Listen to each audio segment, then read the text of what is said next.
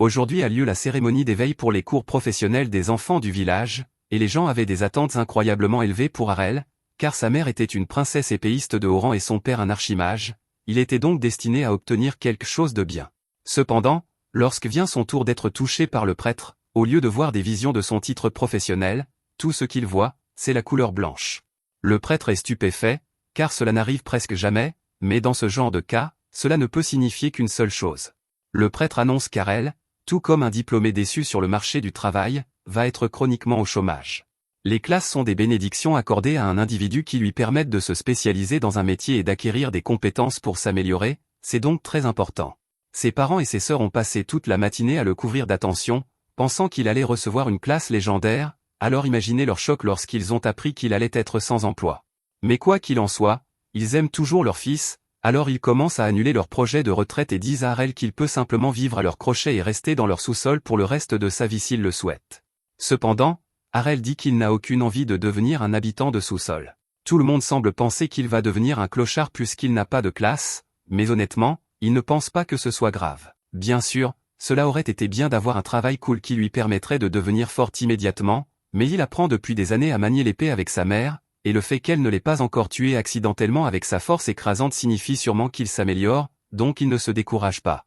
Même s'il lui faudra travailler plus que d'habitude pour obtenir les mêmes résultats que les autres, il est prêt à continuer d'essayer jusqu'à ce qu'il devienne aussi fort que ses parents. Les membres de la famille d'Harel sont tous heureux de voir qu'il n'a pas encore perdu espoir, alors ils commencent à le flatter en lui disant qu'il deviendra certainement célèbre à l'avenir. Harel apprécie cela, mais il doit vraiment retourner s'entraîner, alors il part seul dans les champs. Là, il entend le bruit des épées qui s'entrechoquent à proximité, alors il va voir ce qui se passe et aperçoit deux enfants du village en plein duel pour tester leur nouvelle classe d'épée. Très vite, l'un des garçons remarque qu'Harel les observe depuis le coin, et il lui demande ce qu'il fait là, car ce n'est pas un endroit pour un loser sans classe comme lui. Harel répond qu'aucune règle ne lui interdit de venir s'entraîner ici et qu'il aimerait simplement s'exercer en paix, mais les enfants semblent vraiment déterminés à établir leur domination sur Harel et lui disent qu'ils vont être gentils et lui montrer ce dont un élève de cours d'escrime est capable. Les deux garçons recommencent à s'entraîner devant Harel, qui est plutôt impressionné. Ne vous méprenez pas, leur technique est pour le moins risible, mais Harel trouve fascinant de voir à quel point les compétences à l'épée sont efficaces. La première compétence que tout élève de la classe d'épée acquiert s'appelle « maniement de base de l'épée » et permet de manier assez bien une épée, même si on n'en a jamais tenu une de sa vie, ce qui est clairement le cas de ces deux-là.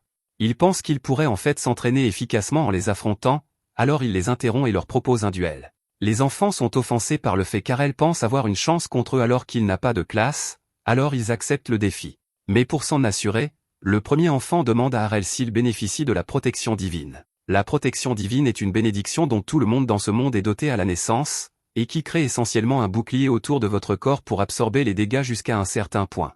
Harel leur répond qu'il bénéficie effectivement de la protection divine, et les garçons sont soulagés d'apprendre cela, car cela signifie qu'ils n'ont pas à craindre de tuer accidentellement Harel pendant leur duel. Le premier s'avance et charge Harel, s'attendant à le dominer dès le premier coup, mais à sa grande surprise, Harel tient très bien le coup. Quoi qu'il fasse, il ne parvient pas à trouver la moindre faille dans la technique d'Harel. Il fait signe à son ami de venir pour qu'il puisse sauter sur Harel, mais celui-ci le voit venir et s'écarte à temps, principalement parce que le deuxième garçon criait pendant son attaque surprise.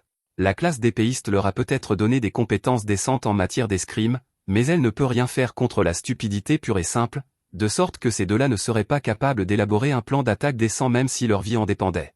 Quoi qu'il en soit, ils pensent que c'est une excellente occasion de se mettre au défi en combattant deux adversaires à la fois, alors ils se précipitent vers eux, mais en quelques secondes, il les a déjà mis KO, et ce n'était pas aussi difficile qu'ils le pensaient.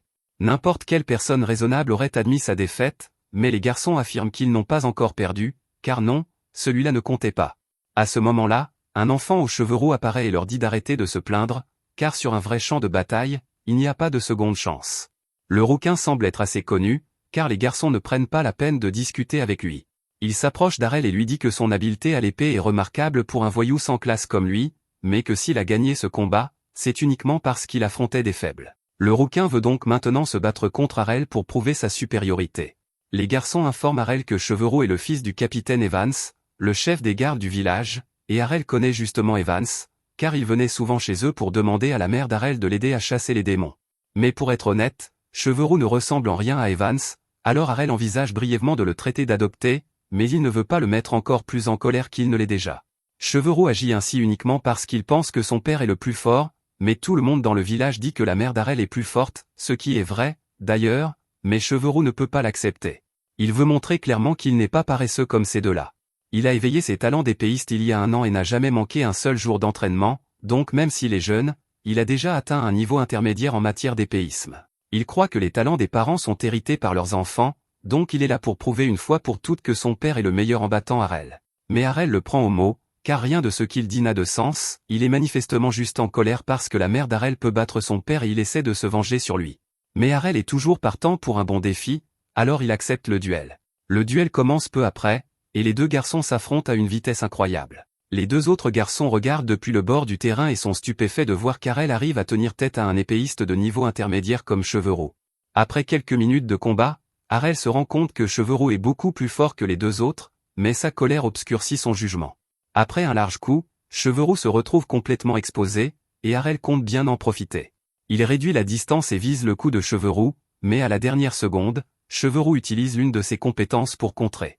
Arel parvient à bloquer le coup initial, mais le deuxième coup le touche à l'estomac et l'envoie valdinguer contre un mur de briques. Chevreau est surpris qu'Arel ait réussi à bloquer l'un des coups à une distance aussi proche, mais il a tout de même été touché, donc c'est Chevreau qui remporte la victoire. Arel demande une explication, alors Chevreau lui dit que ce qu'il vient d'utiliser s'appelle Twin Blade, une technique d'attaque qui lui permet d'effectuer 2 coups en un seul mouvement. Il admet qu'Arel est bien meilleur qu'il ne le pensait et le respecte pour cela, mais il est impossible qu'une personne sans classe comme lui puisse se défendre contre une technique d'épée comme celle-là. Cependant, Arel prend cela comme un défi personnel et jure qu'il trouvera un moyen de le surmonter. Quelques jours plus tard, la sœur d'Arel entre dans sa chambre pour le réveiller, mais comme il n'est vraiment pas du matin, il l'ignore et se rendort. Aster menace alors de l'embrasser s'il ne se réveille pas, ce qui suffit à le faire sortir du lit.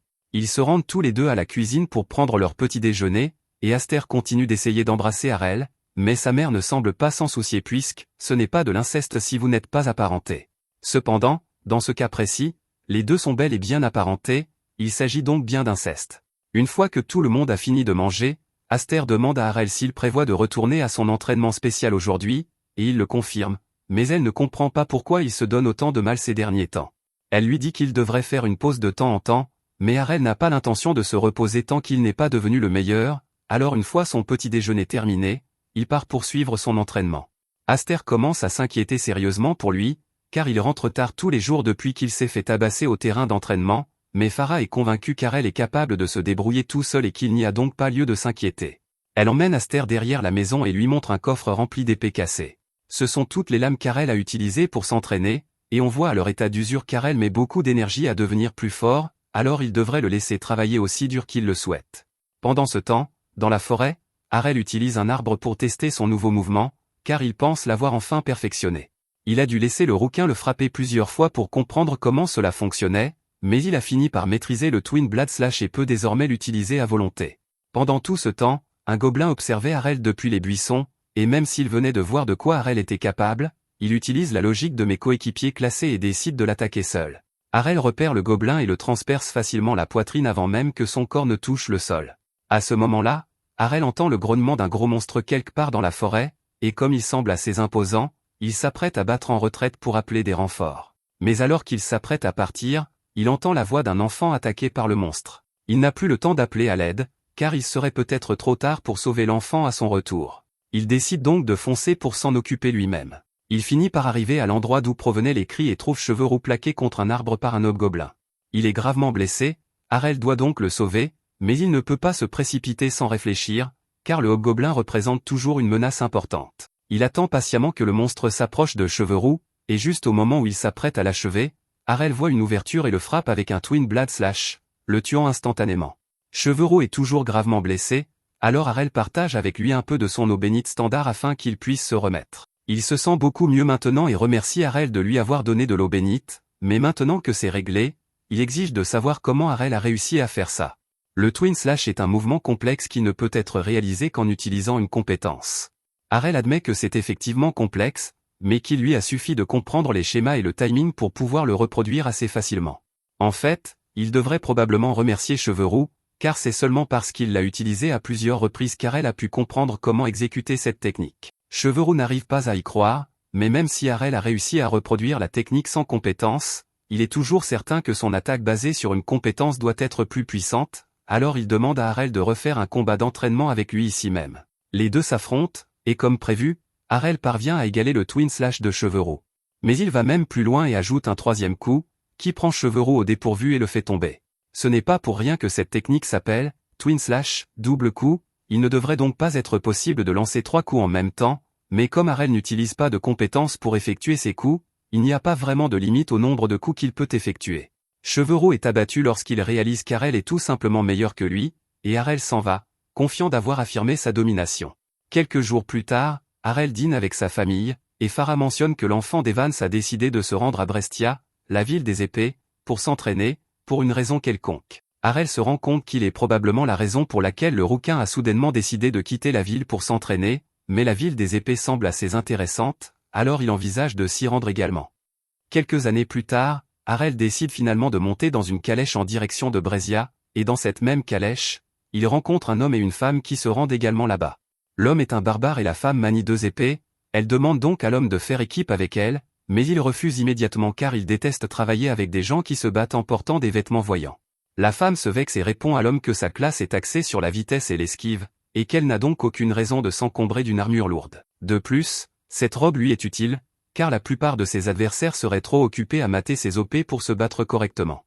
Les deux sont sur le point de se lancer dans une dispute acharnée à ce sujet, mais tout à coup, le conducteur les interrompt pour leur dire qu'ils ont tous les deux des classes avancées incroyables, et qu'il leur serait très reconnaissant s'ils pouvaient les mettre à profit dès maintenant, car ils ont un petit problème. Les deux regardent devant eux et se rendent compte que le chemin est bloqué par une horde d'orques, et qu'il n'y a aucun moyen de les contourner. Le barbare commence immédiatement à paniquer, car il faudrait tout un groupe pour venir à bout d'une horde aussi importante, et il sait très bien qu'il n'a pas les capacités nécessaires pour les affronter seul. Il bouscule donc la mère et le fils impuissants dans la calèche et s'enfuit à toute vitesse. La double magneuse s'enfuit également, car elle n'a aucune intention de risquer sa vie pour les autres. Il semble donc que tous les autres passagers de la calèche soient condamnés. Du moins, cela aurait été le cas si Harel n'avait pas été là. Il se précipite pour affronter la horde et commence à les abattre les uns après les autres. Le conducteur est impressionné, car il se rend compte qu'Harel vient d'utiliser la compétence Blink Step, une compétence incroyablement polyvalente, mais pratiquement inutile si l'utilisateur est encerclé. Il se demande donc ce qu'Harel compte faire dans cette situation. Alors que les orques se rapprochent de lui, il commence à tourner sur lui-même tout en exécutant des coups rapides et efficaces, et le conducteur n'en croit pas ses yeux, car Harel utilise clairement la compétence Danse de l'épée, mais c'est une compétence exclusive à la classe Princesse de l'épée, et cette classe ne peut être obtenue que par des femmes. Peu après, Harel poignarde le roi des orques à la tête, mettant fin à la bataille, et tous les autres lui sont extrêmement reconnaissants pour son travail acharné. Une fois de retour, l'enfant à l'arrière demande à Harel quelle est sa classe, car ses compétences sont incroyables, mais tout le monde est choqué d'apprendre qu'il n'en a pas. Il y a 5 ans, après qu'Harel ait appris à utiliser la technique des lames jumelles, sa mère avait eu du mal à croire ce qu'elle voyait au début. Elle s'était convaincue qu'Harel était condamné à être un bon à rien pour le reste de sa vie parce qu'il n'avait pas de classe, mais il lui explique qu'il est capable d'apprendre naturellement des techniques grâce à la pratique et au travail acharné. Sur ce, il lui demande si elle accepterait de lui montrer certaines de ses compétences de princesse épéiste afin qu'il puisse essayer de les apprendre, après quoi il aimerait se rendre à Brescia pour s'entraîner pendant un certain temps. Cependant, sa mère n'écoute pas vraiment ce qu'il dit, car elle est trop heureuse que son fils ne soit finalement pas un perdant, et elle court à l'intérieur pour le dire aux autres. Revenons au présent. La calèche vient d'arriver aux portes de Brescia, et le cocher réveille Harel pour lui dire qu'ils sont arrivés à destination. Il y a beaucoup d'épéistes ici, ainsi que de nombreuses autres classes avancées, donc Harel pourrait probablement apprendre beaucoup ici, mais avant de partir, il demande au cocher s'il a lui aussi une classe avancée. Celui-ci tente d'esquiver la question en répétant qu'il n'est qu'un simple cocher, mais un cocher ordinaire n'aurait pas pu identifier aussi facilement les compétences d'Harel à l'épée, il y a donc clairement quelque chose de spécial chez lui. Le cocher finit par admettre qu'il possède en fait la classe de chevalier sacré, mais qu'il travaille occasionnellement comme cocher pour faire une pause dans les combats que son métier implique. Il voit bien que c'est la première fois qu'Harel se rend dans une grande ville, alors il lui conseille de rejoindre une guilde dès que possible. La plupart des épéistes ici vivent des gains remportés lors des tournois de combat, et il est impossible de participer à ces tournois sans appartenir à une guilde. Il avertit toutefois Harel de faire attention à la guilde qu'il choisit, car certaines peuvent être peu recommandables. Après le départ du chauffeur, Harel se rend en ville pour trouver une guilde à rejoindre. Plusieurs semblent recruter, mais il veut s'assurer de choisir la meilleure. Soudain, une jeune fille blonde se faufile derrière Harel et tente de le bousculer afin d'avoir une excuse pour engager la conversation, mais Harel est trop habile pour ça, et elle finit par tomber tête la première sur le béton. Elle n'arrive pas à croire qu'il ait réussi à l'éviter sans même la regarder, mais cela signifie simplement qu'il doit être vraiment talentueux. Elle se relève et lui dit qu'elle a une proposition à lui faire. En gros, elle demande à Harel de rejoindre sa guilde et lui tend un contrat d'adhésion à signer, mais il lui répond immédiatement qu'il n'est pas intéressé. Bien sûr, il veut rejoindre une guilde, mais si elle utilise des tactiques désespérées comme celle-ci, c'est que sa guilde doit être vraiment nulle. Harel avait tout à fait raison au sujet de la guilde de la jeune fille, mais elle veut toujours qu'il la rejoigne, alors elle lui propose de sortir avec lui s'il accepte de rejoindre la guilde, mais Harel lui répond qu'elle est aussi plate que sa sœur, donc il n'a aucun intérêt à sortir avec elle. Il se prépare alors à partir, mais avant de le faire, il lui demande si elle peut lui indiquer une guilde qui vaut vraiment le coup. La fille n'en revient pas car elle lui demande son avis après avoir traité sa guilde de poubelle, mais comme elle est gentille, elle lui dit que la meilleure guilde du coin est la guilde Blackblood, et que leur bâtiment se trouve là-bas. Harel suit ses indications et finit par trouver le bureau de la guilde Blackblood, mais il y a une longue file d'attente devant l'entrée, composée de personnes qui veulent rejoindre la guilde, il va donc devoir patienter un moment. Une fois son tour venu, le réceptionniste lui dit qu'il doit s'inscrire à un test d'aptitude pour rejoindre la guilde et que pour passer le test, il doit avoir un niveau avancé. Cependant, quand Harel lui dit qu'il n'a pas de classe, le réceptionniste éclate de rire et lui dit de sortir de la file d'attente, car il ne sera jamais autorisé à passer le test en tant que loser sans classe. Harel lui demande s'il pourrait faire une exception juste cette fois-ci, car il est sûr de pouvoir réussir le test s'il le laisse passer, mais le réceptionniste lui répond que les règles sont les règles, et Harel est donc obligé de partir. Il tente alors de postuler dans toutes les guildes de la ville, mais malheureusement, son talent pour mentir aux recruteurs ne fonctionne pas ici, car dès qu'il vérifie sa carte et découvre qu'il n'a pas de classe, ils le rejettent tous. Il est clair qu'aucune guilde n'acceptera Harel à ce rythme, mais il se souvient alors que sa mère lui a écrit une lettre de recommandation avant son départ. Elle lui a dit que s'il la portait à son ancienne guilde, il le laisserait certainement la rejoindre, alors Harel décide de se mettre à la recherche de cet endroit. À ce moment-là, Lilia revient vers lui et lui demande s'il est prêt à rejoindre sa guilde, mais Harel n'a toujours pas envie de travailler avec elle. Elle le supplie de reconsidérer sa décision, car sa guilde est sur le point d'être dissoute faute de membres, mais Harel répond que ce n'est pas son problème. Lilia est vraiment désespérée, alors elle se met à genoux et supplie Harel de rejoindre sa guilde. Elle lui propose même de lécher la boue sur ses bottes s'il accepte, mais lorsqu'elle relève la tête, Harel est déjà parti et la foule autour d'elle rit de son attitude pitoyable. Harel marche depuis un moment déjà, et il devrait être proche de l'ancienne guilde de sa mère, mais il ne sait pas exactement de quel bâtiment il s'agit. C'est alors que Lilia réapparaît et demande à Harel de venir au moins visiter sa guilde, car elle est toute proche. En fait, elle peut la voir d'ici, alors elle lui montre le bâtiment, et Harel est surpris car il est plutôt joli. Il demande à Lilia pourquoi elle cherche désespérément à recruter de nouveaux membres alors que la guilde est si bien établie. En fait, la guilde de Lilia était autrefois célèbre, mais beaucoup de choses se sont passées et elle n'est plus que l'ombre de sa gloire passée. En réalité, c'est actuellement la guilde la plus faible de toutes, mais Lilia assure à Harel que la guilde Dragonfang reviendra au sommet. Harel est choqué d'apprendre que la guilde de Lilia s'appelle Dragonfang, car c'est aussi le nom de l'ancienne guilde de sa mère. C'est donc une énorme coïncidence. Il n'est plus opposé à écouter la proposition de Lilia, alors il la suit à l'intérieur et elle le conduit dans la salle d'attente afin qu'ils puissent discuter. Cependant, son père se trouve justement là et il est dans un état pitoyable. Il remarque que Lilia a amené un autre novice pour s'inscrire, mais il dit à Harel qu'il ne devrait pas perdre son temps ici, car cette guilde est finie. Il sort alors avant que Lilia n'ait eu le temps de lui dire quoi que ce soit, et elle explique à Harel que son père était l'un des 2 meilleurs épéistes de Brésia, mais qu'il n'est plus le même depuis le jour où il a perdu son bras. Elle est certaine que voir le chef de la guilde dans un état aussi pitoyable a dû faire perdre à Harel toute confiance en la guilde Dragonfang, mais à sa grande surprise, Harel dit qu'il aimerait quand même la rejoindre. Elle lui demande s'il est sûr de vouloir vraiment les rejoindre, mais aucune autre guilde ne l'accepterait, c'est donc sa seule option. Cela suffit à Lilia, qui sort le contrat d'adhésion et le tend à Harel pour qu'il le signe. Une fois cela fait, Harel est officiellement membre de la guilde Dragonfang, mais Lilia se rend compte qu'elle ne lui a jamais demandé quelle était sa classe. Elle regarde donc le formulaire rempli par Harel et constate qu'il a écrit « sans classe ». Au début, elle pense qu'Harel plaisante, alors elle lui demande de prendre cela un peu plus au sérieux, mais il lui répond qu'il est très sérieux et lui montre même sa carte d'identité comme preuve. Lilia reste silencieuse après avoir réalisé qu'Harel n'a vraiment aucune classe, puis elle menace de le tabasser s'il ne résilie pas son contrat immédiatement. Harel lui demande calmement pourquoi, mais il est évident qu'aucune guilde ne voudrait d'un inconnu sans classe dans ses rangs. Elle était si heureuse d'avoir enfin trouvé un nouveau membre pour la guilde, mais si Harel n'a vraiment aucune classe, il sera inutile dans le tournoi, alors que va-t-elle faire? À ce moment-là, Lina, une autre membre de la guilde, entre dans la pièce, et Lilia se plaint en pleurant que le nouveau n'a pas de classe, mais dès qu'elle entend le mot « sans classe », elle comprend immédiatement de qui Lilia parle. Elle demande à Harel ce qu'il fait ici, mais Harel répond qu'il n'a pas à s'expliquer auprès d'une inconnue. Lina n'arrive pas à croire qu'Harel ne se souvienne pas d'elle après tout le temps qu'ils ont passé à s'entraîner ensemble dans le village, mais il insiste sur le fait qu'il ne l'a jamais rencontrée auparavant, car il se souviendrait s'être entraîné avec quelqu'un d'aussi beau qu'elle. Lina est troublée par le compliment d'Harel, mais en y réfléchissant bien, il se souvient s'être entraîné avec quelqu'un qui avait les mêmes cheveux roux que Lina, mais c'était le fils du capitaine Evans.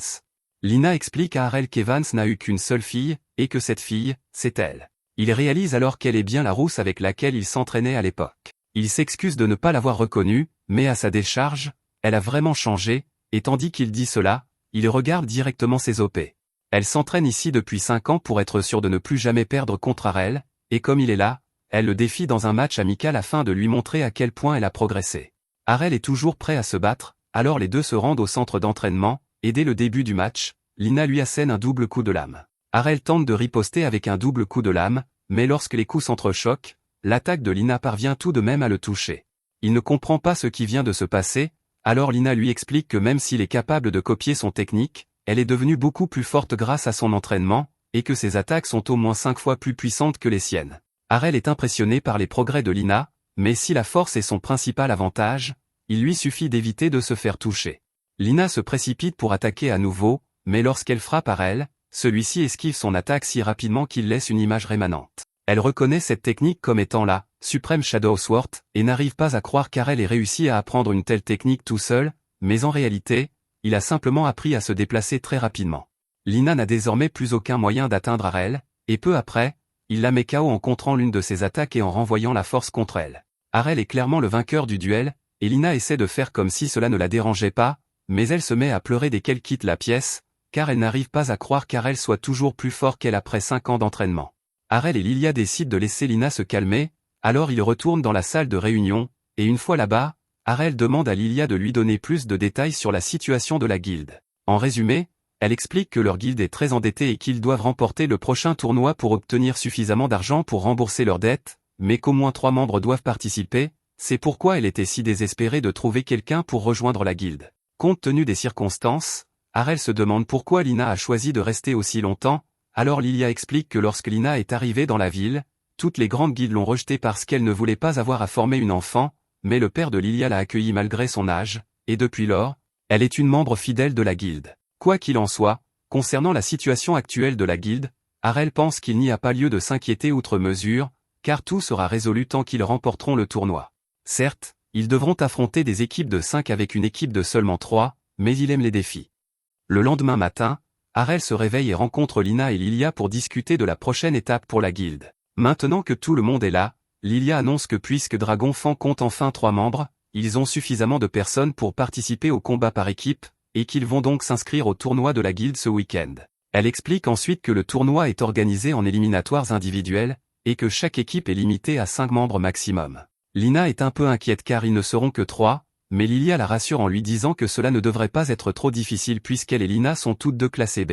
Tant qu'elles ne se retrouvent pas face à un joueur classé A, tout devrait bien se passer. C'est la première fois qu'Harel entend parler de ce système de classement, alors Lilia lui en donne un aperçu rapide et lui explique qu'il existe au total 4 rangs qui détaillent la force d'un épéiste individuel. Sur les 500 épéistes de Brésia, seule une vingtaine sont classés dans le rang A, tandis que Lina et Lilia sont dans le rang B. Harel n'est pas encore classé, mais comme il a réussi à battre Lina, Lilia suppose qu'il doit au moins être classé B lui aussi. Tant qu'ils n'ont pas de malchance dans le tirage au sort, ils ont donc de bonnes chances de gagner. À ce propos, le tableau des matchs devrait déjà être affiché sur le tableau d'affichage du Colisée, alors Lilia dit qu'elle va aller le consulter tout de suite. Pendant ce temps, Lina se lève pour aller s'entraîner jusqu'au retour de Lilia, mais avant qu'elle ne puisse partir, Harel la rappelle car il a une faveur à lui demander. Tout d'abord, comme elle est une puissante épéiste, il lui demande si elle possède d'autres compétences que sa simple force brute, et elle lui répond qu'elle possède une compétence appelée « Gut », qui lui permet essentiellement de bénéficier d'une protection divine plus longue que d'habitude. Harel y réfléchit sérieusement et en arrive à la conclusion que la compétence « Gut » serait un atout incroyable pour lui au combat, alors il s'approche de Lina et lui demande de le frapper à plusieurs reprises. Lina rougit et lui demande s'ils peuvent essayer quelque chose d'un peu plus normal, car elle pense qu'Harel lui demande de faire quelque chose de vraiment pervers, mais il lui répond qu'elle se méprend. La raison pour laquelle il veut qu'elle le frappe est qu'il suppose que la compétence Gut est simplement une capacité qui augmente l'endurance, et que la meilleure façon pour lui de la reproduire serait d'apprendre à encaisser les coups sans utiliser sa protection divine. Lina est choquée lorsqu'elle entend le plan d'Arel et le traite de fou, car tout le monde sait que les compétences sont des bénédictions de la déesse qui dépendent de votre classe. Mais Arel lui rappelle qu'elle l'a déjà vu recréer les compétences Twin Blade et Shadow, alors qui peut dire qu'il ne peut pas reproduire la compétence Gut également? Pour le prouver, il lui demande de lui remettre son épée un instant, et elle accepte de la lui donner, mais elle ne comprend pas ce qu'il compte en faire, car cette épée a été spécialement conçue pour être 5 fois plus lourde qu'une épée normale, et il devrait donc être impossible pour lui de la manier sans la compétence force brute. Cependant, Arel lui prouve qu'elle a tort en dégainant et en maniant l'épée sans effort. Elle lui demande comment il fait cela, et il lui explique que si la compétence force brute rend plus fort que la normale, un entraînement intensif a également cet effet, et qu'Arel s'entraîne assidûment depuis des années. Lina admet qu'elle avait tort et accepte de l'aider à s'entraîner, mais elle le prévient que s'il veut qu'elle le frappe, elle ne se retiendra pas et qu'elle ne veut pas entendre de plainte après coup. Quelques minutes plus tard, Lilia arrive en courant à la maison avec une terrible nouvelle. Elle vient de consulter le tableau du tournoi et, parmi toutes les équipes qu'ils auraient pu affronter, les organisateurs les ont opposés à la guilde Black Blood, qui compte des joueurs de rang A dans ses rangs. Malgré cela, Lilia reste confiante quant à la victoire de son équipe, mais maintenant qu'elle a fini son discours, elle se rend compte que Lina est en train de tabasser Arel depuis un moment. Lina se défend en disant que c'est lui qui lui a demandé de le faire, et malgré ses blessures graves, Arel ne semble pas trop s'en soucier, alors il se relève et demande ce qu'il y a pour le déjeuner. Le jour de la compétition entre guildes arrive enfin, et une fois que le groupe arrive pour son match, il surprend une conversation entre deux personnes à proximité qui discutent de la malchance de Dragonfang d'être opposé à Black Blood. Ils se souviennent que Dragonfang était autrefois l'une des meilleures guildes, mais ils ne sont pas prêts à risquer leur argent sur des outsiders, alors ils parient tout sur Black Blood. Lilia est offensée que ces types pensent que Dragonfang va perdre, alors elle se dirige vers eux pour leur dire ce qu'elle pense, mais Lina la retient, car cela ne vaut pas la peine de s'attirer des ennuis. Arel se moque que les gens croient ou non qu'il va gagner, mais il est surpris d'apprendre que les paris sont autorisés ici. Lina explique que tous les matchs du Colisée peuvent faire l'objet de paris et que, dans l'état actuel des choses, la cote de leur match est de 20 contre 1. Lilia est furieuse, car cela signifie que personne ne s'attend à ce qu'ils gagnent, mais elle dit que cela pourrait être une excellente occasion de gagner encore plus d'argent. Si elle ne gagne pas, leur guilde sera de toute façon ruinée, alors elle a décidé de contracter un autre emprunt en utilisant leur bâtiment comme garantie afin de pouvoir parier sur leur match, et Arel comprend maintenant comment la guilde s'est retrouvée avec autant de dettes. À ce moment-là, Lilia entend un homme rire derrière elle, alors elle se retourne pour voir qui c'est, et à sa grande irritation, elle trouve Georg, le maître de la guilde Black Blood, debout là. Elle lui demande ce qu'il veut, et Georg lui répond qu'il est juste là pour leur souhaiter bonne chance, car il déteste voir son ancienne guilde rivale traverser une période difficile. Il a même entendu dire qu'ils étaient assez désespérés pour accepter un perdant sans classe comme membre. Lilia lui répond que cela ne le regarde pas, mais Georg lui dit qu'il s'est donné beaucoup de mal pour que leur guilde s'affronte dans le tournoi, et qu'il veut donc naturellement savoir qui fait partie de l'équipe de Dragonfang.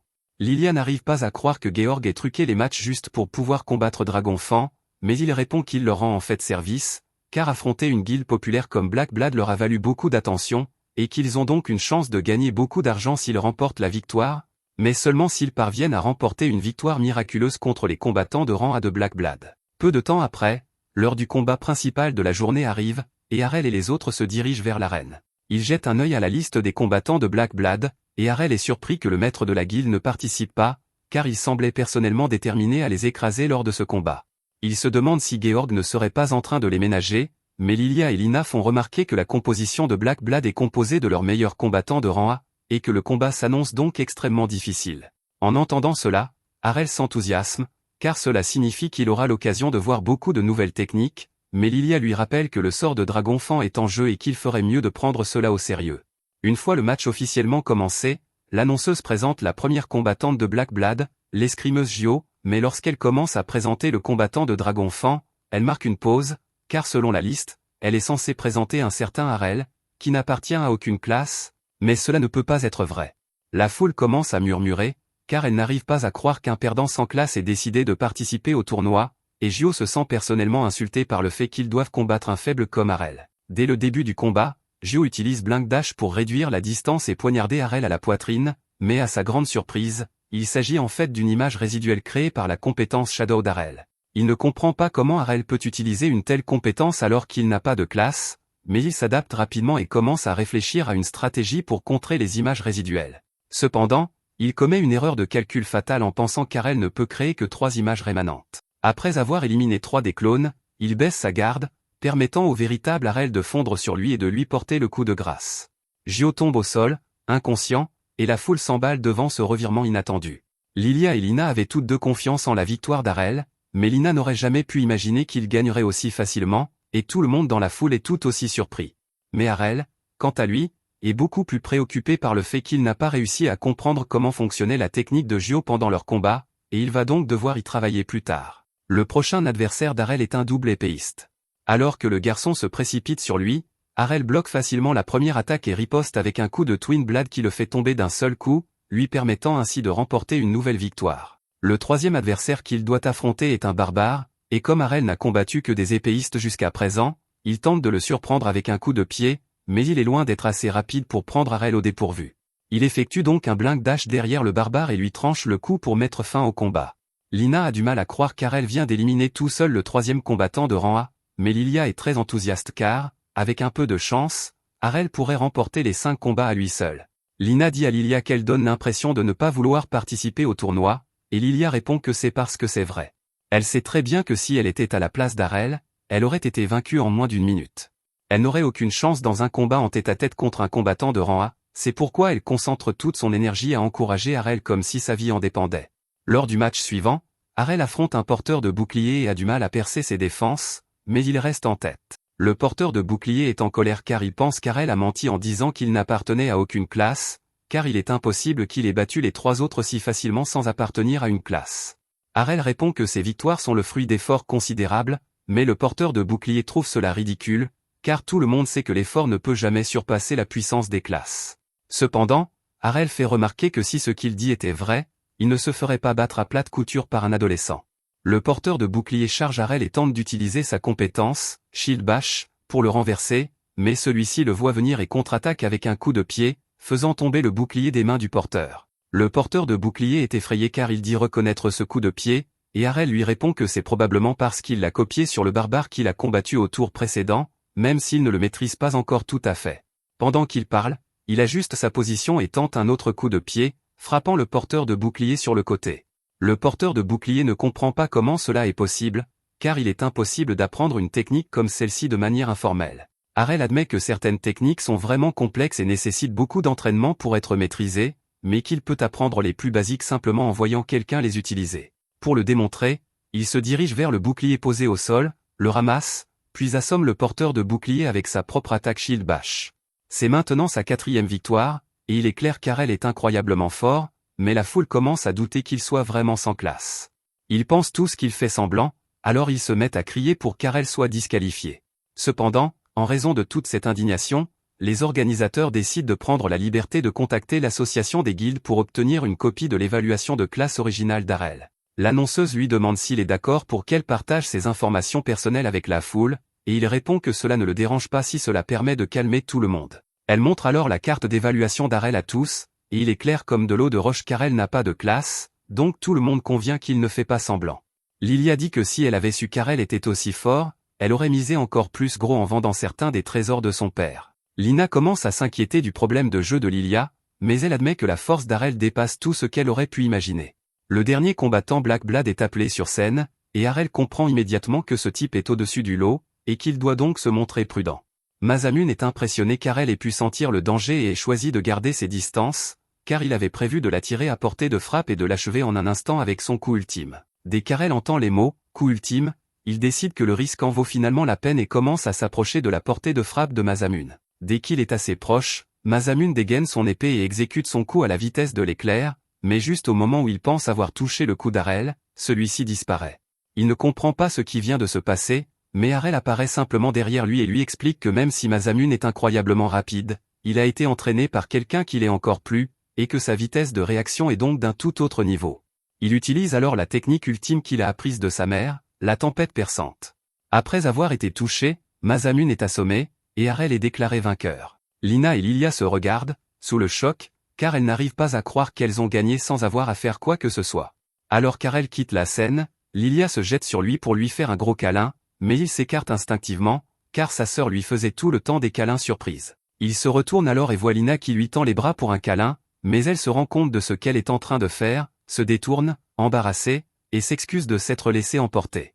Harel dit qu'il aurait en fait accepté de serrer Lina dans ses bras, mais qu'il aurait préféré qu'elle enlève d'abord son armure afin qu'il puisse profiter de la douceur de son étreinte. Pendant ce temps, depuis les gradins, Georg regarde Harel et les autres célébrer leur victoire et jure de lui faire payer cette humiliante défaite.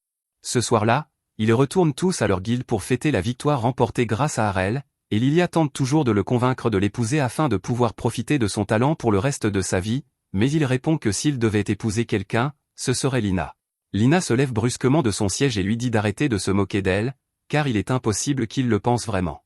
Harel lui demande pourquoi elle pense qu'il ment, alors elle explique que la plupart des hommes la prennent souvent pour un homme qui ne s'intéresse qu'à manier l'épée, et Harel admet qu'il a commis la même erreur lorsqu'il l'a rencontrée pour la première fois. Elle est sûre qu'Harel ne voudrait pas épouser quelqu'un qui n'a pas de charme féminin comme elle, mais Harel est en train de fixer deux atouts très convaincants en ce moment même. Quoi qu'il en soit, Lina dit qu'elle se concentre sur son objectif de devenir la meilleure épéiste du monde et qu'elle n'a donc pas le temps de s'adonner à l'amour, ce qui soulage Lilia, car cela signifie qu'elle n'aura pas à rivaliser pour attirer l'attention d'Harel. Elle commence à frotter la jambe d'Harel et lui propose de lui faire un massage spécial pour le remercier de tout le travail qu'il a accompli aujourd'hui, mais Harel refuse et demande à Lina de le faire à sa place. Cependant, au lieu d'un massage classique, il lui demande de le frapper avec son épée comme la dernière fois.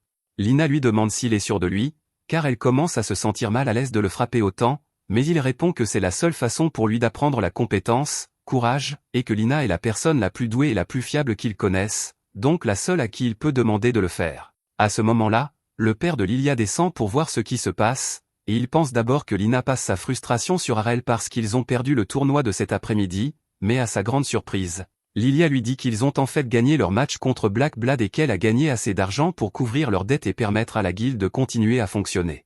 Son père n'en croit pas ses oreilles et demande si Black Blood a commis une erreur en envoyant une bande de débutants les affronter, mais elle lui apprend qu'ils ont en fait envoyé leurs combattants les plus forts et qu'Harel a quand même réussi à les battre tous à lui seul. Le père de Lilia est sous le choc, car il ne pensait pas qu'Harel serait aussi fort, mais il refuse de montrer le moindre signe d'optimisme et dit que ce n'est qu'une question de temps avant qu'il ne les quitte pour une meilleure guilde. Lilia répond que cela n'arrivera pas, car elle va épouser Harel, mais Harel intervient et dit qu'il n'a jamais accepté aucune demande en mariage. Le père de Lilia continue de dire qu'il est inutile d'essayer de sauver la guilde, mais Harel en a assez de toute cette négativité, alors il dit au père de Lilia de se taire, car au moins Lilia a essayé de faire quelque chose de sa vie, contrairement à son père qui n'est qu'une excuse pitoyable. Il passe son temps à se plaindre du fait qu'il n'a plus qu'un bras, mais la dernière fois qu'Harel a vérifié, il suffisait d'une seule main pour tenir une épée. Cette dernière remarque met le père de Lilia en colère, alors il attrape Harel par le col et lui dit qu'il ne sait pas de quoi il parle, car toutes les compétences de double épéiste qu'il avait autrefois sont pratiquement inutiles avec une seule lame, mais en tant que personne qui a dû apprendre à se battre sans aucune compétence, Harel lui dit de simplement s'améliorer. Le père de Lilia n'a rien à répondre à cela, alors il lâche Harel et quitte la salle d'entraînement en claquant la porte. Lilia s'excuse pour le comportement de son père et remercie Harel de lui avoir tenu tête, car elle pense que ses paroles ont peut-être un peu touché Rod. Lina espère que cela l'encouragera à recommencer à s'entraîner, car elle sait qu'il est quelqu'un d'extraordinaire au fond de lui, et Harel dit qu'il aimerait beaucoup voir Rod s'entraîner, car il y a beaucoup de techniques qu'il aimerait apprendre d'un double épéiste. Comme Harel semble vraiment intéressé par l'apprentissage de nouvelles techniques, Lilia lui suggère de descendre dans le donjon situé sous la ville. Elle lui dit que c'est un endroit rempli de pièges et grouillant de monstres, ce qui enthousiasme Harel. Lina veut également y aller, car elle a besoin d'acquérir une véritable expérience du combat afin de se préparer pour le tournoi du dieu de l'épée. Harel lui demande en quoi consiste le tournoi du dieu de l'épée, et elle lui explique qu'il est similaire au tournoi auquel ils viennent de participer, mais que celui-ci détermine le meilleur épéiste de toute la ville, ce qui est en fait un événement très important. Lilia suppose qu'Harel voudra y participer, alors elle sort un formulaire et lui dit de signer sur la ligne pointillée, mais Harel jette un coup d'œil et déchire les papiers, car Lilia essayait de le piéger pour qu'il signe un certificat de mariage. Lilia essaie de faire passer cela pour une farce inoffensive, mais Harel ne la laisse pas s'en tirer comme ça, alors il lui fait une prise de tête et refuse de la lâcher tant qu'elle ne s'excuse pas. Pendant ce temps, une femme vêtue d'une robe sombre les espionne à travers une boule de cristal, sur ordre de Georg, qui leur en veut. Il vient bientôt lui demander si elle a découvert où il se dirige, et elle lui répond qu'il semble se rendre au donjon. Georg trouve cela parfait, car personne ne le soupçonnerait si un malheureux accident venait à se produire pendant que les enfants s'y trouvent. Le lendemain matin, Lilia se faufile dans la chambre d'Harel en chemise de nuit pour tenter de le séduire, mais il a déjà vécu cela suffisamment de fois avec sa sœur pour sentir quand quelqu'un envahit son espace personnel. Il se réveille et attrape Lilia par la tête aussi fort qu'il le peut. Lilia commence à implorer sa pitié, alors Harel la lâche, mais il ne prend aucun risque et attrape les draps pour l'attacher à son lit. Il se rend ensuite dans la chambre de Lina pour lui demander de l'aider à raisonner Lilia. Il frappe à la porte et entend Lina lui dire d'entrer, mais lorsqu'il entre, il la trouve profondément endormie dans son lit. Il s'avère qu'elle parle beaucoup dans son sommeil et qu'elle imagine la voix d'Arel comme celle de son père. Elle est vraiment mignonne à cet instant, alors il joue le jeu et lui caresse la tête. Plus tard dans la journée, le groupe se rend au donjon, et Arel est surpris de voir à quoi il ressemble, car il s'attendait plutôt à une entrée semblable à une grotte. Il est également choqué de voir qu'il y a autant de monde ici, mais Lina lui explique que c'est parce que le tournoi du dieu de l'épée approche et que tout le monde veut s'entraîner autant que possible avant le grand jour. Une fois à l'intérieur, Lilia montre à Arel le cercle de téléportation et lui explique qu'il permet aux gens de se téléporter instantanément à n'importe quel étage où ils sont déjà allés. Cependant, comme Arel n'est jamais allé dans le donjon, il va devoir descendre depuis le premier étage, mais Lilia lui dit qu'il n'a pas à s'inquiéter car elle va lui montrer le chemin le plus rapide pour descendre aux étages inférieurs, et pendant qu'elle le fait, Lina peut aller faire ce qu'elle veut ailleurs. Lina dit qu'elle veut venir aussi, mais Lilia répond qu'il n'est pas nécessaire qu'elle ait deux guides, car cela serait une perte de temps. Elle commence alors à conduire Arel vers l'entrée, mais elle mentionne à quel point elle est excitée à l'idée de s'amuser avec Arel une fois qu'ils seront seuls, alors il s'arrête immédiatement et dit à Lina qu'il veut qu'elle vienne aussi. Plus tard, le groupe fait face à son premier véritable défi, une armure vivante. Arel charge le premier et croise le fer avec l'une des armures. Il est impressionné par sa rapidité, mais il est encore plus rapide, et parvient donc facilement à lui couper la tête. Cependant, à la grande surprise d'Arel, l'armure continue de bouger même après avoir été décapitée. Lina explique que l'armure est vide et utilise la magie du donjon pour se déplacer, elle n'a donc pas de véritable point faible. Dans ce cas, Arel en conclut que le meilleur moyen de l'arrêter serait de lui couper les jambes. Il court donc vers elle et lui tranche les rotules comme si elle lui devait de l'argent. Lina finit de s'occuper de son armure peu après, la pièce est donc dégagée pour l'instant, mais l'armure finira par se régénérer tôt ou tard. Lilia s'approche alors pour dire à quel point le combat a été difficile, mais Arel lui fait remarquer qu'elle n'a littéralement rien fait pour aider. Lilia se défend en disant que ce n'est pas sa faute, car Arel et Lina ont détruit toutes les armures avant qu'elle n'ait eu le temps de faire quoi que ce soit, mais à bien y réfléchir, Arel n'a littéralement jamais vu Lilia se battre, il ne sait donc même pas quelle est sa classe. Lilia sort son épée et lui dit qu'elle est escrimeuse, donc s'il veut apprendre l'une de ses techniques, elle se fera un plaisir de lui enseigner, mais un escrimeur n'est techniquement qu'une version dégradée de la classe de princesse épéiste de sa mère, donc Arel répond que Lilia n'a rien à lui apprendre. Le groupe se dirige vers la sortie de la pièce, mais tout à coup, il tombe sur un garçon qui semble gravement blessé. Il leur explique qu'il est tombé dans un piège après être entré dans une nouvelle pièce et que ses coéquipiers sont toujours coincés là-bas. Il a donc besoin d'aide pour les secourir. Lina accepte immédiatement de l'aider, mais Lilia lui demande d'attendre un instant, non pas parce qu'elle trouve le garçon suspect, mais parce qu'elle veut d'abord être payée. Sa devise étant de ne jamais rien faire gratuitement, elle demande au garçon de débourser de l'argent s'il veut qu'il sauve ses amis. Il cède à contre-cœur à ses exigences, et Lilia est désormais tout à fait disposée à l'aider. Cependant, alors que les autres sont d'accord, Arel trouve toute cette histoire louche, car le garçon semble terriblement mobile pour quelqu'un qui est couvert de sang. Lilia balaie ses doutes d'un revers de main et répond, « Tout le monde n'est pas aussi fort qu'Arel, ce type a probablement juste pris quelques coups malchanceux pendant qu'il s'enfuyait. » Arel reste méfiant, car s'il avait perdu autant de sang que ce type, il ne serait pas capable de se tenir debout, et encore moins de marcher. Il est donc certain que les blessures du type sont fausses. Il ne sait pas quel genre de piège le type lui tend, mais il pense que ce sera un bon défi, alors il décide de jouer le jeu. Le type les conduit à l'entrée d'une pièce secrète, où il trouve une mare de sang au milieu, mais aucun signe des amis disparus du garçon. Lina se demande s'ils sont arrivés trop tard, mais Lilia est beaucoup plus préoccupée par la pièce de monnaie qu'elle aperçoit par terre, alors elle se précipite pour la ramasser, activant par inadvertance un cercle de téléportation. Le type se met à rire, car sa mission est accomplie puisqu'il a réussi à mener le groupe dans le piège, mais il ne se rend pas compte qu'il se trouve lui aussi à l'intérieur du cercle et se retrouve donc également pris au piège. Un instant plus tard, le groupe se retrouve à un autre étage, et ni Lina ni Lilia ne reconnaissent cet endroit, qui doit donc être l'un des étages les plus profonds. Ils entendent alors le type qui les a trompés dire que ce n'est pas juste qu'ils soient également pris au piège, et Lilia s'apprête à lui donner une raclée en guise de représailles, mais elle donne accidentellement un coup de pied à sa pièce qui atterrit au milieu de la pièce, provoquant l'apparition d'un chevalier de métal. Le type a l'air terrifié et explique qu'il a été payé pour les piéger dans un piège de téléportation qui les enverrait au fond d'un donjon où ils devraient affronter un dieu de l'épée, et que le chevalier qui se trouve là-bas est le dieu de l'épée en question. Lilia et Lina pensent que le type bluffe, car les classes de dieux de l'épée ne sont qu'un mythe, mais un instant plus tard, le chevalier dégaine son épée et lance une attaque qui manque de décapiter le type. Le chevalier cible ensuite Arel et le projette contre un mur avec beaucoup de force, mais grâce à tout son entraînement d'endurance avec Lina, Arel est capable de résister avec un minimum de dégâts. Il riposte alors contre le chevalier, mais celui-ci utilise une version avancée du Dash Divine Step pour reculer. Harel est certain qu'il s'agit d'un véritable dieu de l'épée, mais plutôt que de s'inquiéter, il y voit une bonne occasion de se donner à fond et de tester toutes ses compétences.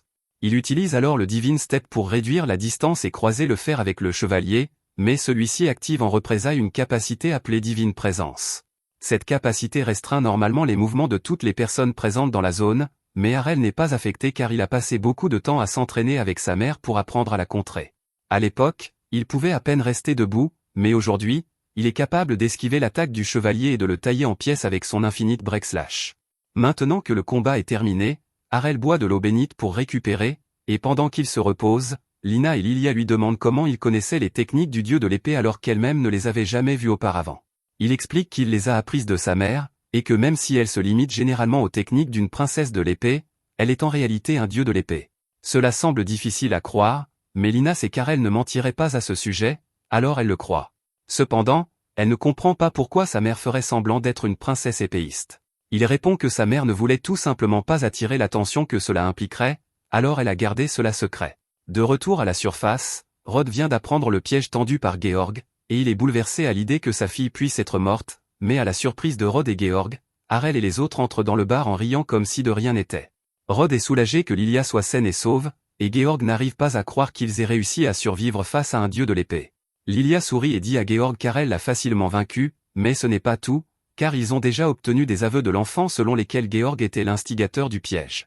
Georg commence à paniquer un peu à l'idée d'avoir été pris, mais il se souvient alors qu'il n'y a pas de loi dans le donjon et qu'il ne peut donc pas être arrêté pour les crimes commis à l'intérieur. Il sort avec assurance, leur disant qu'ils ne peuvent rien y faire, mais dès qu'il rentre chez lui, il commence à saccager sa chambre, car il n'arrive pas à croire qu'un enfant comme Harel soit tellement meilleur que lui. Soudain, une épée dans sa chambre se met à lui parler et lui promet de l'aider à atteindre son objectif s'il la libère. Le lendemain, Lilia et Lina sont assises dans un salon, et Lilia semble très inquiète car les appariements préliminaires du tournoi ont été affichés, et elle vient d'apprendre qu'elle va devoir affronter Harel, ce qui signifie qu'elle n'a plus aucune chance d'atteindre la finale. Harel lui dit de ne pas trop s'en faire, car ses chances de gagner le tournoi étaient déjà assez minces vu son niveau, mais cela ne la réconforte pas pour autant. Heureusement pour Lina, elle n'est pas dans la même partie du tableau qu'Harel, mais elle devra tout de même affronter de nombreux adversaires coriaces, elle devra donc faire de son mieux si elle veut passer les préliminaires cette année. Lilia a également l'intention de faire de son mieux, même si elle sait qu'elle n'a aucune chance de battre Harel. Elle dit donc qu'elle va retourner dans le donjon pour s'entraîner aujourd'hui. Elle demande à Harel de l'accompagner, car elle veut qu'il soit là pour la protéger au cas où quelque chose de grave arriverait, mais il n'a pas vraiment envie de retourner dans le donjon. À ce moment-là, Rod sort pour voir ce qui se passe, et après avoir appris que Lilia prévoit de retourner dans le donjon, il lui recommande d'être très prudente, car on ne sait pas quand Georg pourrait lui tendre un autre piège, et il ne veut pas la perdre. Lilia voit que son père est vraiment inquiet pour elle, alors elle lui assure qu'elle restera sur ses gardes à tout moment, ce qui le soulage énormément. Harel est surpris par le changement soudain de comportement de Rod, mais après avoir failli perdre sa fille à cause de la cruauté de Georg, il a réalisé qu'il ne pouvait pas rester faible simplement parce qu'il avait perdu un bras, et il a donc décidé de recommencer à s'entraîner. Quelque temps plus tard, le jour des préliminaires de la Coupe du Dieu de l'épée arrive enfin et une foule immense se rassemble pour voir tous les épéistes s'affronter. Malgré tout son entraînement, Lilia finit par perdre son premier combat contre un inconnu, ce qui la contrarie beaucoup. Harel tente de la réconforter en lui disant que son échec était inévitable et qu'elle n'a donc pas à s'en vouloir, mais cela ne la réconforte pas le moins du monde. Harel a remporté tous ses combats jusqu'à présent, et le prochain match de cette catégorie sera donc la finale. Bien que Lilia soit consciente de sa force, elle lui recommande de rester sur ses gardes, car la femme qu'il va affronter possède de nombreuses compétences uniques. Harel se demande ce que Lilia entend par « compétences uniques », car il pensait avoir vu à peu près toutes les compétences du donjon. Cependant, Lilia explique que jusqu'à présent, Harel n'a rencontré que des compétences d'escrime, mais que cette femme appartient à la classe des épéistes magiques, ce qui signifie qu'elle peut enchanter sa lame avec de la magie pendant qu'elle se bat. Harel est surpris qu'il n'y ait aucune règle interdisant l'utilisation de la magie, puisqu'il s'agit d'un tournoi d'escrime, mais cela ne le dérange pas vraiment.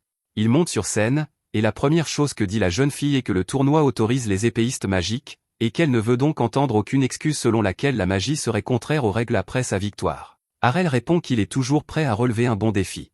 Le combat commence et la jeune fille se met à lancer des boules de feu à répétition, forçant Harel à sauter autour du ring pour les éviter toutes. Il tente de charger pour pouvoir frapper la jeune fille de près, mais elle part l'attaque et lance une autre boule de feu à bout portant pour le forcer à reculer. À ce stade, Harel a une bonne idée des capacités de la jeune fille et il admet qu'il doit être très pratique de pouvoir attaquer à la fois à longue et à courte distance, mais au final, il estime que son niveau de compétence n'est que moyen, car elle ne maîtrise vraiment ni la magie ni le maniement de l'épée. Elle ne fait que lancer des attaques à répétition. La jeune fille s'offusque et répond à Harel qu'il ne dira plus cela lorsqu'elle utilisera sa technique ultime contre lui. Elle utilise alors la magie pour envelopper son épée de flamme, ce qui attire l'attention car c'est un spectacle rare. Elle commence à lancer des vagues de feu sur Harel, qui est vraiment impressionné car les mouvements erratiques des flammes rendent difficile de déterminer d'où viennent les attaques. Il lui dit que ce sera certainement une technique spectaculaire lorsqu'elle la maîtrisera, mais pour l'instant, elle est encore si basique qu'il n'a presque pas besoin de bouger pour dévier les flammes. Si l'habileté à l'épée de la jeune fille était au moins aussi bonne que celle de Lilia, il aurait peut-être eu du mal à contrer la technique de l'épée de feu, mais elle est juste venue ici dans l'espoir de battre ses adversaires grâce à sa puissance de feu, il ne lui faudra donc pas grand-chose pour la vaincre. La jeune fille se met en colère et dit qu'il est impossible qu'elle soit vaincue par un loser sans classe, mais l'instant d'après, Harel utilise un double coup d'épée pour éteindre le feu de son épée, puis il se précipite vers elle pour la mettre KO. Harel est ainsi déclaré vainqueur de cette partie des préliminaires, mais la seule chose qui l'intéresse à présent est de savoir s'il existe un entraînement spécial qui lui permettrait d'apprendre à utiliser la magie. Quelques jours plus tard, Lilia réveille son père qui fait la sieste et lui dit que c'est l'heure du match d'Harel dans la coupe du dieu de l'épée, mais Rod répond qu'il n'ira pas. Lilia commence à lui tirer le bras et à le supplier de se lever, car leur guilde a déjà réservé des places, mais il refuse catégoriquement d'assister au tournoi. Lilia lui demande si c'est parce qu'il a peur de croiser Georg là-bas, mais il répond que ce n'est pas la raison. Il explique qu'il a recommencé à s'entraîner il y a quelques jours et qu'il s'est rendu compte à quel point il était rouillé.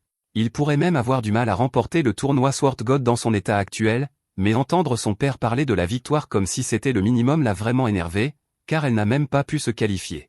Elle lui dit qu'il ira à l'arène aujourd'hui, qu'il le veuille ou non, et elle le tire du canapé pour qu'il s'habille. Une fois Rod prêt, Lilia et lui se mettent en route vers l'arène, et même s'il se plaint de ne pas vouloir aller au tournoi, Lilia sait qu'il serait allé le voir en secret de toute façon, car il ne rate jamais une occasion de voir les membres de sa guilde performer, et Rod ne peut pas le nier. Pendant ce temps, dans l'arène, Lina s'agite sur son siège, car elle est très nerveuse à l'approche de son combat. Harel finit par s'approcher et lui demande si quelque chose ne va pas, car il ne l'a jamais vue aussi anxieuse auparavant, mais Lilia répond qu'elle ne peut s'en empêcher, car c'est le plus grand événement de la ville, et pour ne rien arranger, elle ne saura qui est son adversaire qu'au début du combat, elle ne sait donc pas à quel type de combattant elle va être confrontée. À ce moment-là, l'annonceur informe tout le monde que le premier combat de la journée opposera le vainqueur de l'année dernière, Georg, l'empereur de l'épée, à Harel. Harel est surpris d'apprendre qu'il va d'abord affronter Georg, mais il est toujours prêt pour un bon combat, alors il se dirige vers Georg pour l'affronter. Cependant, lorsque Georg entre dans l'arène, tout le monde est choqué de découvrir qu'il a trouvé le moyen de se rendre encore plus laid qu'il ne l'était auparavant, et Harel peut sentir une énergie sinistre émaner de lui. Rod et Lilia sont dans les tribunes, et Lilia se demande pourquoi Georg ressemble désormais à un monstre, mais son père comprend que quelque chose ne va vraiment pas. À ce moment-là, il remarque l'épée dans la main de Georg et crie à Harel de rester à l'écart à tout prix, car cette lame renferme un puissant démon. Le démon est surpris, car il ne pensait pas que quelqu'un serait capable de reconnaître l'épée aussi rapidement, et il est clair qu'il a déjà pris le contrôle total du corps de Georg. La légende raconte que la lame que le dieu de l'épée a utilisée pour tuer le démon a été maudite par une rancune, et que l'âme de ce démon réside désormais en elle, mais cette épée était censée être scellée dans le coffre-fort royal, et Rod ne comprend pas comment Georg a pu mettre la main dessus.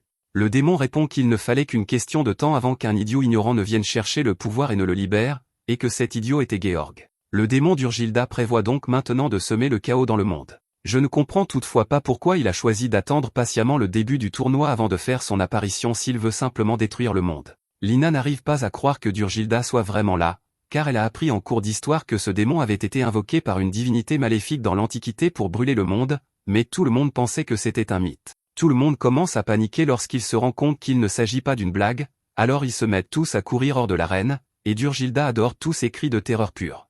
Cependant, avant que quiconque ne puisse sortir du stade, Durg lance un sort pour créer une barrière qui les emprisonne tous à l'intérieur. Malgré tous leurs efforts, aucun d'entre eux ne parvient à s'échapper, et Durg prévoit de prendre son temps pour les massacrer tous, mais il remarque alors qu'Harel se prépare à se battre. Il trouve amusant qu'un gamin comme lui soit assez stupide pour lever son épée au lieu de supplier qu'on lui accorde grâce, mais Harel se dit confiant dans sa capacité à remporter ce combat.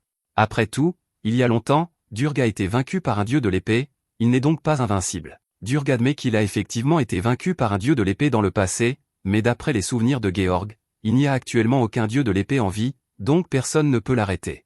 Harel dit à Durg qu'il s'est trompé sur 2 points à l'instant. Tout d'abord, il existe encore au moins un dieu de l'épée vivant à cette époque, et deuxièmement, même si Harel n'est pas techniquement un dieu de l'épée, il est toujours convaincu qu'il peut battre Durg. Durg se met à rire, pensant qu'Harel doit être délirant, mais il cesse rapidement de trouver cela drôle lorsqu'Harel utilise son pas divin pour réduire la distance qui les sépare et manque de décapiter Durg. Durg n'en croit pas ses yeux, car seul un dieu de l'épée devrait avoir cette capacité. Il exige donc de savoir comment il l'a acquise, mais Harel n'est pas disposé à parler pour le moment.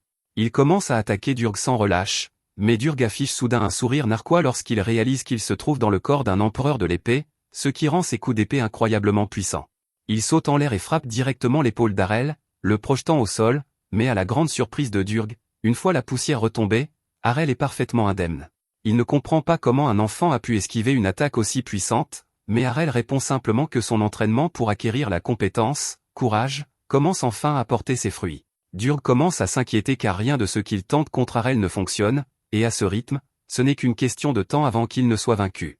Peu après, Harel utilise la compétence, pause infinie, pour attaquer Durg des centaines de fois en une seule seconde, ce qui est bien trop pour lui. Il finit par être submergé et Harel remporte la victoire. Le corps de Georg est complètement hors d'état de nuire, et Harel est convaincu que Durg ne devrait plus être en mesure d'attaquer, alors il commence à s'éloigner. Pendant ce temps, Durg prononce intérieurement tous les jurons possibles et imaginables, car il ne veut pas être à nouveau scellé, mais il sait qu'il n'a aucun moyen de battre Harel. Il en arrive à la conclusion que la meilleure chose à faire serait de s'éloigner le plus possible d'Harel, mais pour cela, il doit trouver un nouvel hôte dont le corps sera assez fort pour s'échapper. Il envisage brièvement de s'en prendre à Lina, mais Harel est trop près d'elle, alors il décide plutôt de cibler Rod. Soudain, Harel remarque que l'épée du démon s'envole de la main de Georg dans sa direction. Il se jette devant Lina pour la pousser hors de danger, mais l'épée remonte et frappe les gradins à la place. Lorsque la fumée se dissipe, Lilia est indemne, mais Durg tient désormais l'épée contre son cou avec le corps de Rod et exige qu'Harel le laisse partir, sinon sa femme sera tuée. Harel répond sans détour qu'il n'a jamais épousé Lilia, mais Durg pense qu'il bluffe car il a accès aux souvenirs de Rod et se souvient clairement de toutes les fois où Lilia a dit à Rod qu'elle allait épouser Harel. Harel n'a soudainement plus envie de sauver Lilia, alors il se prépare à attaquer quand même, mais Lina lui dit d'arrêter car Lilia est toujours leur amie. Harel lui dit qu'il n'y a pas vraiment de raison de s'inquiéter, car il ne pense pas que Durg serait capable de faire du mal à Lilia, et Durg prend cela comme un défi. Il se prépare donc à trancher la gorge de Lilia pour prouver qu'il est sans pitié, mais pour une raison quelconque, ses bras refusent de bouger. Rod est toujours conscient à l'intérieur de son corps, et il est hors de question qu'il reste les bras croisés à regarder sa fille se faire assassiner de ses propres mains. Il commence donc à se battre pour expulser Durg de son corps. Durg propose désespérément à Rod de lui rendre sa gloire passée s'il lui cède son corps. Si cela s'était produit quelques jours plus tôt, Rod aurait peut-être succombé à la tentation, mais grâce à Harel, il sait désormais que tout est possible à force de travail, et il n'a donc pas besoin du pouvoir de Durg. Rod reprend le contrôle de son corps et lance l'épée vers Harel, qui la coupe en morceaux, détruisant Durg pour de bon. Mais si briser l'épée suffit à se débarrasser de lui, alors pourquoi diable quelqu'un a-t-il pensé que c'était une bonne idée de la garder? Plus tard, de retour à la guilde, Rod a retrouvé sa passion pour l'escrime, et grâce à toute la publicité qu'Harel a faite pour leur guilde, il y a beaucoup de nouveaux candidats qu'il doit former. Alors qu'il les bête brutalement, il leur crie qu'ils doivent cesser de compter autant sur leurs compétences et apprendre à se défendre, mais les élèves le supplient tous d'avoir pitié car ils ne peuvent plus en supporter davantage. Pendant ce temps, l'un des élèves se cache derrière un mur à proximité lorsque Lilia l'aperçoit. Elle lui demande pourquoi il se relâche alors que lui et les autres sont censés s'entraîner, mais il lui répond que Rod est beaucoup trop intense et qu'il avait besoin d'une pause. Lilia admet que son père est devenu beaucoup plus passionné par l'art de l'épée depuis qu'il a rencontré Harel. En parlant d'Harel, le garçon demande où il est, car il ne s'est pas montré de toute la journée. Lilia lui apprend qu'Harel a récemment quitté la guilde et que Lina est partie à sa recherche. Lilia a réussi à se contenir jusqu'à présent, mais elle fond soudainement en larmes, car elle trouve injuste qu'Harel l'ait abandonnée. Quant à Harel, il est actuellement en route pour retourner dans sa ville natale, et le chauffeur est surpris d'apprendre qu'Harel a remporté la coupe du dieu de l'épée pendant son court séjour dans la ville. Il lui demande s'il est sûr de vouloir partir si soudainement au sommet de sa gloire, mais Harel répond qu'il n'a plus rien à apprendre ici et qu'il n'y a donc aucune raison de rester plus longtemps. De plus, il avait l'intention de rentrer chez lui afin de pouvoir enfin tester ses compétences, car avec tout ce qu'il a appris, il pourrait peut-être enfin vaincre sa mère. De retour dans la ville natale d'Harel, sa mère est occupée à cueillir des fleurs dans le jardin. Il essaie de s'approcher d'elle sans se faire remarquer, mais elle l'interpelle soudainement sans même regarder dans sa direction. Elle lui dit qu'elle est heureuse de le revoir et qu'elle voit bien qu'il est devenu beaucoup plus fort, car elle n'a pas senti sa présence avant qu'il ne soit à quelques mètres d'elle. Harel lui annonce sans détour qu'il a remporté la coupe du dieu de l'épée, ce qui enthousiasme sa mère, car elle avait fait de même lorsqu'elle était enfant. Cependant, alors qu'Harel s'apprête à lui demander un duel pour tester sa force, elle décide d'affirmer sa supériorité et se précipite devant lui si rapidement qu'il n'a pas le temps de réagir. Sa mère ne fait que s'amuser, mais si elle avait tenu une épée à la place d'une fleur, il aurait pu avoir de sérieux ennuis, et c'est exactement pour cette raison qu'il veut s'entraîner à nouveau avec elle. Elle lui dit qu'elle ne serait pas contre s'entraîner avec lui, mais que s'il le faisait maintenant, il finirait certainement par détruire la maison. Elle invite donc Harel à venir au terrain d'entraînement derrière la montagne, et il accepte avec joie. Une fois arrivée, Farah lui dit qu'elle est impatiente de voir à quel point son fils est devenu fort, puis elle se jette immédiatement sur lui avec une autre attaque Divine Step. Cependant, après l'avoir vu faire une fois, Harel a compris comment réagir, alors il lève son épée à temps et bloque son attaque. Il saute ensuite en l'air et effectue une combinaison de Divine Slash et Twin Blade Slash, mais Farah parvient à bloquer toutes les attaques avant qu'elle ne la touche. Elle est impressionnée car elle ait réussi à combiner deux compétences, et Harel lui demande quelle compétence elle a utilisée pour bloquer ses attaques, car il ne l'avait jamais vue auparavant, mais elle lui répond qu'elle n'a utilisé aucune compétence. En l'observant, Harel a appris à ne pas trop compter sur les compétences spéciales tout le temps, car elle se contentait de manier son épée normalement pour contrer ses attaques. Pendant ce temps, en ville, les habitants entendent soudainement beaucoup de bruit provenant de la forêt et sont tous effrayés, craignant qu'il s'agisse d'un monstre puissant, mais ce ne sont qu'Harel et Farah qui se battent de toute leur force. Farah tente d'utiliser présence divine pour ralentir Harel, mais il maîtrise déjà cette compétence, qui n'a donc plus aucun effet sur lui. Farah est impressionnée par les progrès d'Harel, alors elle dit qu'elle va sortir l'artillerie lourde, et Harel répond qu'il va faire de même. Ils se précipitent tous les deux vers l'autre et se frappent avec Infinite Break. Pendant ce temps, Lina vient également de rentrer chez elle, mais il n'y a personne et elle se demande si cela a un rapport avec les bruits forts qu'elle a entendus plus tôt, mais cela lui importe peu car elle veut juste revoir Harel. Elle frappe à sa porte pour voir s'il est chez lui, mais à sa grande surprise, c'est une petite fille qui lui ouvre. Elle suppose qu'il s'agit de la petite sœur d'Harel, alors elle lui demande si Harel est là, mais la fille jette un coup d'œil à la poitrine généreuse de Lina et devient jalouse. Elle traite Lina de vache et essaie de claquer la porte. Lina ne comprend pas pourquoi la fille n'arrête pas de la traiter de vache, mais elle maintient la porte ouverte et essaie d'expliquer qu'elle veut juste parler à Harel. Cependant, la fillette refuse de l'écouter et lui dit qu'Harel ne voudrait jamais avoir affaire à une vache comme elle. À ce moment-là, Harel et Farah reviennent, et Farah dit à la sœur d'Harel d'arrêter d'être impolie avec leur invité. La fillette est ravie de revoir Harel et se jette dans ses bras, mais elle se demande pourquoi lui et Farah ont l'air si abattus. Farah explique qu'elle et Harel se sont affrontés et qu'ils sont allés un peu trop loin. La sœur d'Harel demande qui a gagné, alors Farah lui répond qu'Harel a pris le dessus, ce qui étonne Lina, car Farah est une déesse de l'épée. Cependant, Harel dit que s'il a fini par gagner, c'est uniquement parce que Farah n'est plus au meilleur de sa forme depuis qu'elle a arrêté de s'entraîner sérieusement il y a des années, et il ne veut pas que cette victoire lui monte à la tête. Farah dit à Harel de ne pas parler ainsi, car cela la fait passer pour une vieille dame, mais il lui répond qu'elle est encore bien trop jolie pour être une vieille dame. Ils rentrent tous à l'intérieur et s'assoient à table pour discuter. Farah aimerait interroger Harel sur toutes les aventures qu'il a vécues dans la cité de l'épée, mais elle est beaucoup plus intéressée par la façon dont Harel et Lina se sont rencontrés, car elle adore les histoires d'amour. Harel explique que Lina et lui ont vécu ensemble pendant qu'il était à Sword City, et le visage de Farah s'illumine d'excitation après avoir entendu cela, mais Lina précise qu'ils étaient simplement membres de la même guilde et qu'il n'y a donc eu aucun comportement inapproprié entre eux. Harel demande à Lina pourquoi elle est venue lui rendre visite si soudainement, et elle répond qu'elle voulait lui demander pourquoi il avait soudainement abandonné la guilde comme ça. Harel est perplexe, car il est sûr d'avoir remis une lettre de démission officielle avant de partir, il n'est donc pas parti sans prévenir la guilde, mais ce n'est pas ce dont parle Lina. Elle lui dit qu'il aurait au moins pu venir lui dire au revoir en personne avant de partir, mais Harel n'y a pas prêté attention. Farah l'interrompt et dit qu'elle est heureuse car elle est une amie qui se soucie suffisamment de lui pour faire tout ce chemin juste pour lui rendre visite, mais Lina lui répond que c'est en fait aussi sa ville natale, qu'elle serait donc revenue de toute façon, et que prendre des nouvelles d'Harel n'était pas la seule raison pour laquelle elle voulait venir ici.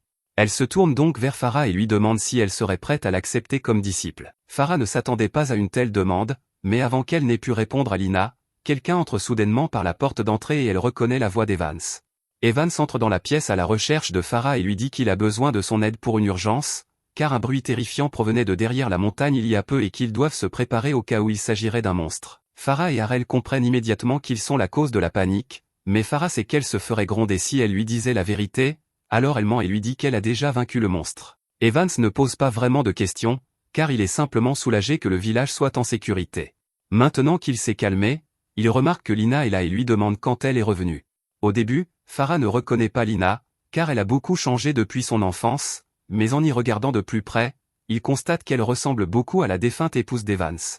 Evans demande pourquoi Lina se trouve chez Farah, qui lui explique que Lina a simplement demandé à apprendre tout ce qu'il y a à savoir pour être une bonne épouse pour Harel.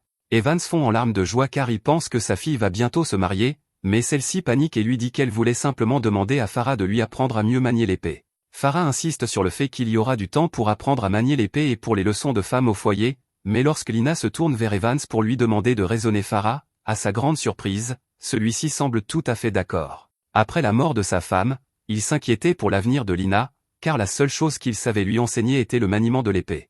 Il serait donc ravi que Farah lui enseigne quelques compétences ménagères, et Farah lui assure qu'il peut lui faire confiance pour s'occuper de Lina. Evans est reconnaissant d'entendre cela, alors il dit qu'il va retourner à ses occupations et qu'il va laisser Lina aux soins de Farah. Il lui dit de faire de son mieux, et Lina se demande comment les choses ont pu tourner ainsi. Pendant tout ce temps, le père d'Harel est occupé dans son bureau à travailler sur ses recherches en magie, mais il n'est pas surpris quand Harel entre, car il a entendu toute l'agitation plus tôt. Harel demande comment avancent les recherches de Léon, et celui-ci est heureux d'annoncer qu'il est sur le point de faire une découverte majeure. Si son hypothèse s'avère correcte, cela pourrait devenir une technique ultime. Cela mis à part, il demande à Harel s'il est vrai qu'il a ramené une jolie petite amie, et Harel ne le nie pas, mais il dit qu'il la décrirait plutôt comme belle que mignonne. Plus important encore, il dit qu'il y a quelque chose dont il voulait parler, il vient de battre Farah dans un combat à l'épée, et il aimerait maintenant que Léon lui enseigne la magie. Cependant, Léon répond qu'il serait impossible pour Harel d'apprendre la magie, et qu'il devrait donc abandonner cette idée. Pendant ce temps, Farah est dans la cuisine avec Lina et essaie de lui apprendre à cuisiner. Lina accepte de faire de son mieux, mais comme elle n'a littéralement aucune expérience en dehors de l'épée, elle finit par réduire la table en miettes. Lina s'excuse pour les dégâts qu'elle a causés, mais Farah lui dit que ce n'est pas grave, car cela signifie simplement qu'elle devra commencer par les bases. Peu après, Harel et Léon finissent de réparer la table, mais tandis qu'Harel range les outils, il demande à Léon pourquoi il n'a pas simplement utilisé la magie pour réparer la table. Léon répond que Farah aime qu'il fasse les choses à la main, mais comme Harel veut le voir utiliser la magie, il prend la tasse cassée de Mira et jette un sort de reconstruction pour la réparer. Pendant qu'il range le matériel, il dit à Harel qu'il ne devrait vraiment pas se faire trop d'illusions en ce qui concerne la magie. Il a prouvé que même quelqu'un né sans classe pouvait apprendre à manier l'épée, mais que l'utilisation de la magie nécessite une grande réserve de mana, et que ce n'est pas quelque chose que l'entraînement peut améliorer. Harel admet qu'il lui serait impossible d'utiliser la magie sans disposer d'une grande réserve de mana, mais il demande si cela fonctionnerait tant qu'il aurait du mana. Léon répond qu'il pourrait probablement apprendre des sorts même sans appartenir à la classe des mages tant qu'il dispose de mana, mais il pense qu'il est peu probable qu'Harel ait de la magie en lui, car si c'était le cas, il aurait déjà accidentellement lancé au moins une forme de magie. Cependant, Harel affirme être sûr d'avoir de la magie en lui, car à Sword City, alors qu'il s'entraînait avec Lina, il a consommé beaucoup d'eau bénite de la guilde, alors Lilia est allée dans l'entrepôt et a trouvé un tas de potions mystérieuses qu'Harel a pu utiliser à la place. Lina a dit à Harel de ne pas les boire, car elles pouvaient être toxiques, mais il a pensé que boire du poison pourrait lui donner une compétence de résistance au poison, alors il l'a fait quand même. Finalement, il dit que cela ne s'est pas avéré toxique et qu'il a clairement senti que cela avait restauré quelque chose dans son corps autre que la protection divine, il pense donc qu'il s'agissait de mana. Si ce qu'Harel dit est vrai, alors son père croit qu'il pourrait vraiment être capable d'apprendre la magie, et il accepte donc de lui enseigner. Il demande à Harel s'il peut encore sentir la sensation du mana à l'intérieur de son corps, et après avoir obtenu confirmation, Léon lui demande d'essayer de le déplacer et de le condenser en un seul point. Harel fait de son mieux, et au début, rien ne se passe, mais finalement, une faible lumière bleue commence à briller dans sa main. Son père est ravi quand il voit cela, car même si la lumière est faible, c'est la preuve qu'Harel possède bel et bien du mana, même si ce n'est qu'une petite quantité. Harel commence à se sentir étourdi, car cette petite lumière a apparemment épuisé tout le mana qu'il avait dans son corps. Son père lui dit qu'il va devoir travailler pour augmenter la taille de son réservoir de mana avant de pouvoir lancer des sorts, mais comme travailler dur est ce qu'il fait le mieux, il devrait y parvenir en un rien de temps. Le lendemain, Harel se rend à la boutique d'objets et dépose une pile de pièces d'or sur le comptoir, car il veut acheter toutes les potions de mana qu'ils ont en stock. À partir de ce moment-là, il continue à vider et à remplir sa réserve de mana pour l'augmenter.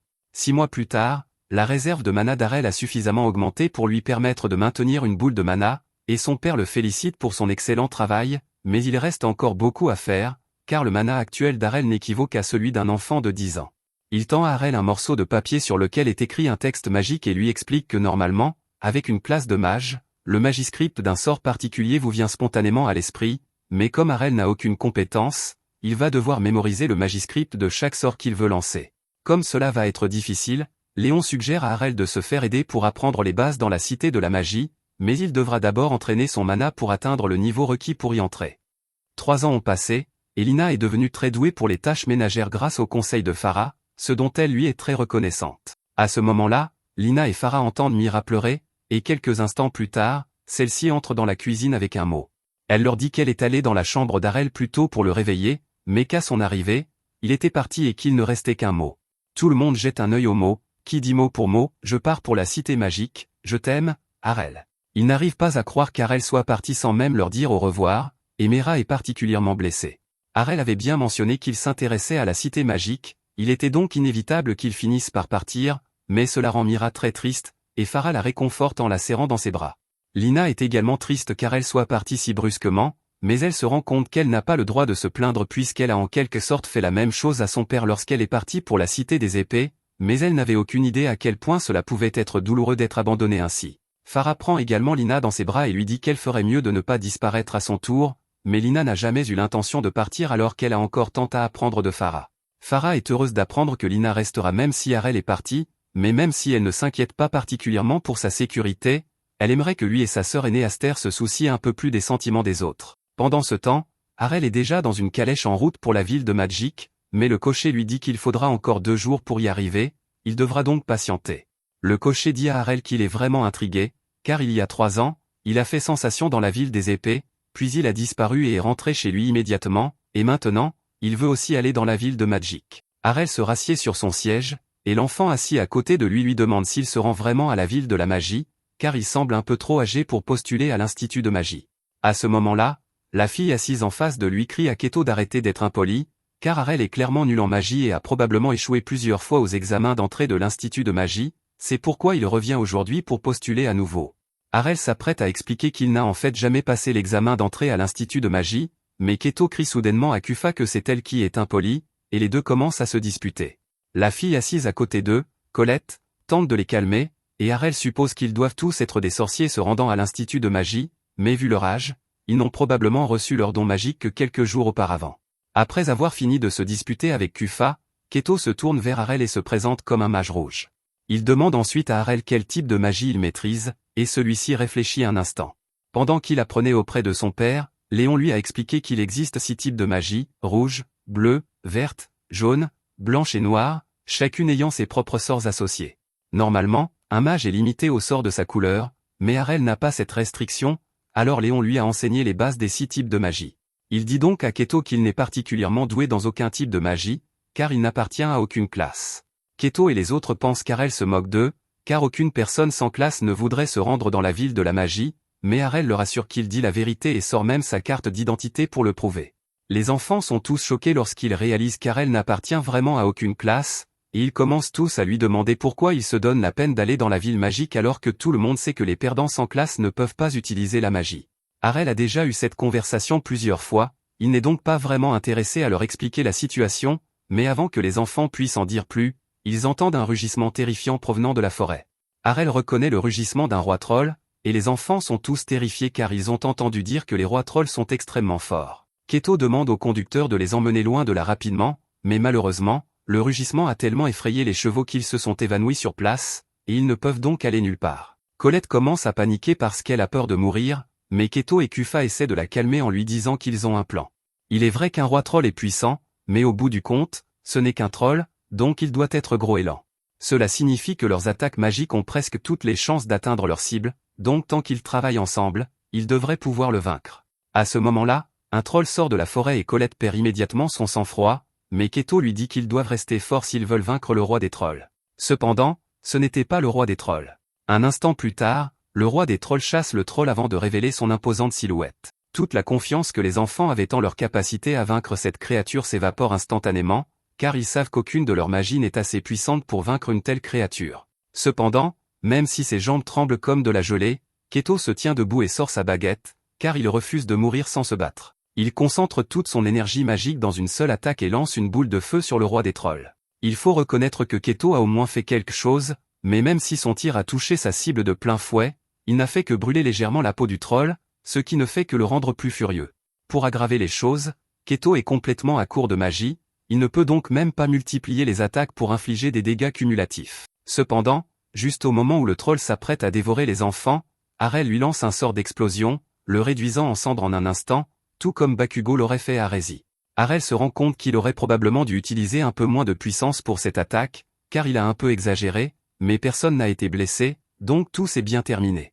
Les enfants n'arrivent pas à croire qu'Arel ait utilisé un sort d'explosion, car c'est une compétence exclusive à la classe des archimages, mais il ne leur donne aucune explication et se dirige plutôt vers les chevaux pour les soigner afin qu'ils puissent reprendre la route. Le conducteur remercie Arel pour son aide et dit qu'il espère qu'ils ne rencontreront plus de problèmes de ce genre, mais tout à coup, Keto s'agenouille devant Arel et commence à s'excuser sincèrement de s'être moqué de lui plus tôt, car il ne savait pas qu'Arel était un archimage.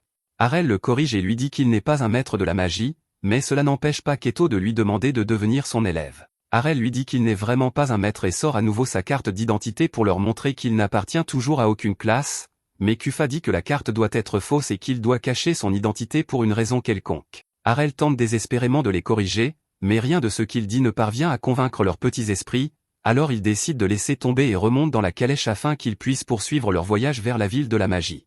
Une fois arrivés, ils disent au revoir au conducteur, et Keto ne quitte plus Arel d'une semelle, tel un élève loyal. Il demande à Arel s'il compte passer l'examen d'entrée à l'Institut Rouge, mais celui-ci est un peu perplexe, car il ne savait pas que les examens d'entrée étaient séparés. Les enfants lui expliquent qu'il existe un institut pour chaque type de magie, donc Kufa passera l'examen d'entrée de l'Institut de magie bleue et Colette passera l'examen de l'Institut de magie verte. Quant à Keto et Arel, ils passeront tous les deux l'examen d'entrée de l'Institut Rouge, mais Arel craint un peu de ne pas être autorisé à passer l'examen ici parce qu'il n'a pas de classe, comme cela s'est produit dans la Cité des Épées. Keto et lui arrivent plus tard à l'Institut Rouge, et après avoir rempli et soumis sa demande d'inscription, la réceptionniste lui demande s'il est sûr que tout ce qu'il a écrit est exact. Arel le confirme, alors elle lui donne un numéro et lui dit d'attendre son tour pour passer l'examen. Arel est surpris et lui demande pourquoi elle le laisse passer l'examen, alors qu'elle sait qu'il n'appartient à aucune classe sociale, mais la dame lui répond que tout le monde a le droit de passer l'examen et qu'elle n'a donc aucune raison de le refuser simplement parce qu'il n'appartient à aucune classe sociale. Arel a encore du mal à croire qu'il soit traité de manière aussi équitable ici, mais c'est un changement agréable par rapport à la discrimination habituelle. Keto et lui se rendent ensemble à la salle d'examen, et à leur arrivée, ils aperçoivent un enfant en train de lancer un sort de boule de feu sur un chevalier. L'instructeur approuve la puissance dégagée, il dit donc à l'enfant qu'il est admis et appelle le candidat suivant. Un garçon blond sort de la foule et plaisante en disant qu'il trouve amusant que tous les autres candidats utilisent des sorts de niveau débutant et qu'il pourrait faire beaucoup mieux. Les autres sont agacés par ses commentaires, mais le garçon est déjà un mage de niveau avancé, il a donc le pouvoir de soutenir ses vantardises. Il demande à l'instructeur s'il peut détruire le mannequin avec sa magie, ce qui lui est accordé. Il prépare alors sa baguette et lance une intense colonne de feu autour du mannequin. Tout le monde est impressionné par le niveau de puissance du garçon, et même Keto admet qu'il est talentueux, mais il dit qu'Arel est encore meilleur. Le garçon s'offusque de cette remarque, car il est convaincu que personne ici n'est aussi fort que lui, mais il n'est pas assez immature pour se battre à ce sujet, alors il ignore les railleries de Keto. Cependant, Arel n'apprécie pas que Keto cherche la bagarre sans raison, alors il lui dit de se taire. Le garçon suppose que cela signifie qu'Arel reconnaît sa supériorité. Après tout, ce n'est pas tous les jours qu'on rencontre un mage assez puissant pour faire fondre complètement une armure. Cependant, Arel fait remarquer que l'armure est toujours intacte, et le garçon reste sans voix car il ne comprend pas comment elle a pu résister à son attaque. L'instructeur voit la confusion sur son visage et lui explique que l'armure est en fait faite de mithril, ce qui la rend difficile à détruire. Keto se moque du garçon qui se vante autant alors qu'il n'a pas réellement détruit l'armure, mais Arel lui donne une tape sur la tête, car il n'a pas le droit de se moquer de la force de quelqu'un d'autre alors qu'il est plus faible. C'est au tour d'Arel de passer l'examen, et comme c'est la première fois qu'il teste sa magie sur du mithril, il décide de se donner à fond pour une fois. Il prépare sa baguette et, après avoir rassemblé la magie nécessaire, il lance le sort d'éruption sur l'armure. Au début, il ne semble pas s'être passé grand-chose, car la seule chose que les enfants peuvent voir est une fine ligne de feu qui frappe l'armure. Le garçon commence alors à plaisanter en disant qu'Arel n'est peut-être pas aussi doué que Keto le prétendait. Cependant, une seconde plus tard, le centre de l'armure commence à rougeoyer et fond instantanément en une flaque de mithril en fusion. Le garçon n'en croit pas ses yeux, car le sort d'éruption ne devrait pas être assez puissant pour faire fondre le mithril. Arel lui répond qu'il a raison, mais qu'avant de lancer le sort, il a apporté quelques modifications afin de concentrer la puissance en un seul point, ce qui a suffisamment augmenté la chaleur pour faire fondre le mithril. Le garçon est stupéfait d'apprendre qu'Arel a modifié son sort, car il ne savait même pas que c'était possible, mais maintenant qu'Arel a réussi le test, il décide de se rendre à l'examen d'entrée de l'Institut Bleu. Là, Il trouve Kufa, qui vient de réussir son test en frappant l'armure avec une boule d'eau, et elle est choquée de le voir ici, car elle pensait qu'il postulait à l'Institut de magie rouge. L'instructeur appelle alors le candidat suivant, qui se trouve être Harel. Il s'avance et lance plusieurs dizaines de pics de glace, brisant l'armure de Mithril d'un seul coup. Il se retourne alors et s'éloigne, car sa prochaine étape est l'Institut vert. Cependant, alors qu'il se dirige vers le bâtiment, il remarque Colette allongée sur le sol à l'extérieur, et il s'approche pour lui demander si tout va bien. Elle est surprise de le voir ici, mais lorsqu'il lui demande pourquoi elle est accroupie dehors, elle lui répond qu'elle est tellement nerveuse qu'elle n'arrive même pas à entrer pour s'inscrire à l'examen. C'est le genre de personne qui ne rend pas bien sous pression, et d'habitude, Keto et Kufa l'aideraient à se calmer, mais ils ne sont pas autorisés à l'accompagner dans la salle d'examen. Elle lui demande ce qu'il fait habituellement lorsqu'il est nerveux, mais en toute honnêteté, Harel n'a jamais été nerveux de sa vie. Il demande à Colette de lui expliquer ce que l'on ressent lorsqu'on est nerveux, alors elle lui répond que c'est un peu comme avoir peur de l'échec, mais Harel ne comprend pas non plus, car s'il est devenu aussi fort, c'est justement parce qu'il s'est permis d'échouer à maintes reprises pendant son entraînement. Selon lui, la plupart des échecs dans la vie n'entraînent pas la mort, et cet examen d'entrée ne met pas sa vie en danger, donc Colette n'a vraiment aucune raison d'avoir peur. Colette est surprise, car elle ne pensait pas qu'Harel serait aussi perspicace, mais c'était vraiment un bon conseil. Elle remercie Harel pour son aide et lui dit qu'elle va finalement passer l'examen. Ils entrent donc tous les deux dans le bâtiment et s'inscrivent. Harel est appelé en premier et on lui demande de lancer un sort pour faire tourner le moulin avant. Il lance donc Tornade, mais il le détruit involontairement car il ne s'était pas rendu compte qu'il était fait de bois ordinaire. Tout le monde est impressionné par sa performance, puis l'instructeur appelle Colette pour qu'elle passe à son tour, mais elle recommence à stresser parce qu'elle ne peut pas faire quelque chose d'aussi cool qu'Harel. Elle pense à abandonner, mais elle se souvient des paroles d'Harel et décide de faire de son mieux quand même. Pendant ce temps, Harel part et se rend aux instituts jaunes et blancs pour passer les examens. Une fois ceci terminé, il se rend à l'institut noir, mais cet endroit semble vraiment délabré. Alors qu'il traverse le hall, il aperçoit une boîte en carton d'où sortent deux yeux, et une seconde plus tard, une femme arrive en panique et lui demande s'il a vu son Gouy. Harel lui montre la boîte par terre, mais il commence à paniquer. La femme court vers la boîte et est soulagée d'y trouver Gouy. Elle le présente comme la chimère qu'elle a récemment créée à partir d'un mélange d'animaux aléatoires, et Harel ne sait vraiment pas quoi répondre. À ce moment-là, un squelette lui tape sur l'épaule et lui souhaite la bienvenue au Black Institute, mais cela déclenche l'instinct d'Harel, qui lui coupe la tête par réflexe. La tête du squelette roule sur le sol, et son corps la poursuit tout en disant à Harel qu'il est vraiment impoli de couper la tête d'une dame comme ça. Harel n'a toujours aucune idée de ce qui se passe ici, mais il voit bien qu'elle n'est pas hostile, alors il n'attaque plus. Le squelette s'appelle Natalia et elle explique à Harel qu'elle est responsable du Black Institute, mais comme ils reçoivent rarement des candidats ici, il n'y a pas d'examen et Harel est donc automatiquement accepté.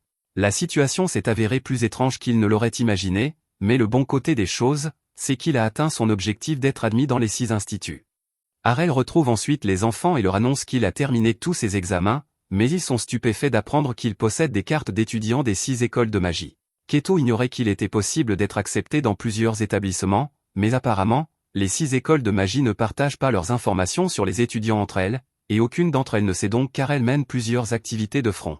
De plus, il s'est assuré de remplir correctement tous les documents d'admission, et aucune règle n'interdit de fréquenter plus d'un établissement, il ne pense donc pas avoir de problème. Cependant, lorsqu'il consulte son emploi du temps, il se rend compte qu'il a bel et bien un problème, car les horaires des différents cours se chevauchent et il est impossible d'être à 2 endroits à la fois. Les enfants lui disent tous que c'est pour cette raison qu'il n'est pas possible de fréquenter plusieurs établissements à la fois, mais Harel examine les petits caractères de plus près et découvre que l'assiduité ne compte que pour 20% de sa note. Ainsi, tant qu'il réussit bien ses examens, il peut tout simplement sécher les cours sans avoir à se soucier de sa note. En théorie, cela semble être un bon plan, mais les enfants lui disent qu'il ne peut pas faire cela, car aucun des manuels de la bibliothèque n'est à jour. S'il veut réussir les examens, il devra donc prendre des notes sur ce que disent les professeurs en cours. Cela met un frein au plan d'Harel, mais comme il a seulement besoin de prendre des notes sur ce que disent les professeurs en classe, il demande aux autres s'ils seraient prêts à prendre des notes et à les partager avec lui après les cours. Ils acceptent tous volontiers, ce qui réjouit Harel, car il n'a plus à se soucier des cours sur le feu, le vent et l'eau, mais il doit encore trouver une solution pour le reste. Il n'aura pas à s'inquiéter pour l'Institut Noir, car selon Natalia, il n'y a pas de cours là-bas, mais les instituts blancs et jaunes sont une autre histoire. Cependant, s'il ne s'agit que de ces deux-là, il pourrait probablement faire la navette entre les deux pour recueillir autant d'informations que possible avant les examens, mais comme c'est son premier jour, Keto demande à Harel de l'accompagner à l'Institut Rouge et ils se rendent tous en cours. Une fois arrivés à l'amphithéâtre de l'Institut Rouge, Harel et Keto se dirigent vers le fond de la classe pour s'asseoir, mais en chemin, Ils sont repérés par le jeune mage qu'ils ont croisé lors de l'examen d'entrée. Le garçon s'appelle Royce et il reconnaît immédiatement Harel. Il l'interpelle et lui dit, ce qu'Harel a réussi à faire pendant l'examen d'entrée devait être un coup de chance, car il est impossible qu'un lanceur de sorts inférieur puisse surpasser un mage de classe avancée comme lui. Harel regarde Royce avec confusion et lui dit qu'il n'est pas un lanceur de sorts. Royce est choqué d'entendre cela, mais il suppose que cela signifie qu'Harel est également un mage de classe avancée, ce qui expliquerait comment il a pu utiliser une magie de si haut niveau. Cependant, Harel lui dit qu'il n'est pas non plus un mage, ce qui laisse Royce incrédule, car si Harel n'est ni un lanceur de sorts ni un mage avancé, cela signifie qu'il est un archimage de classe suprême, mais Harel lui dit qu'il n'est pas non plus un archimage. À ce stade, Royce pense qu'Harel se moque de lui, alors quand le professeur arrive enfin pour commencer le cours, Royce lui demande s'il peut confirmer la classe d'Harel. Le professeur consulte son registre de classe et, après avoir trouvé les informations concernant Harel, il informe Royce qu'Harel n'appartient à aucune classe, ce qu'Harel confirme également.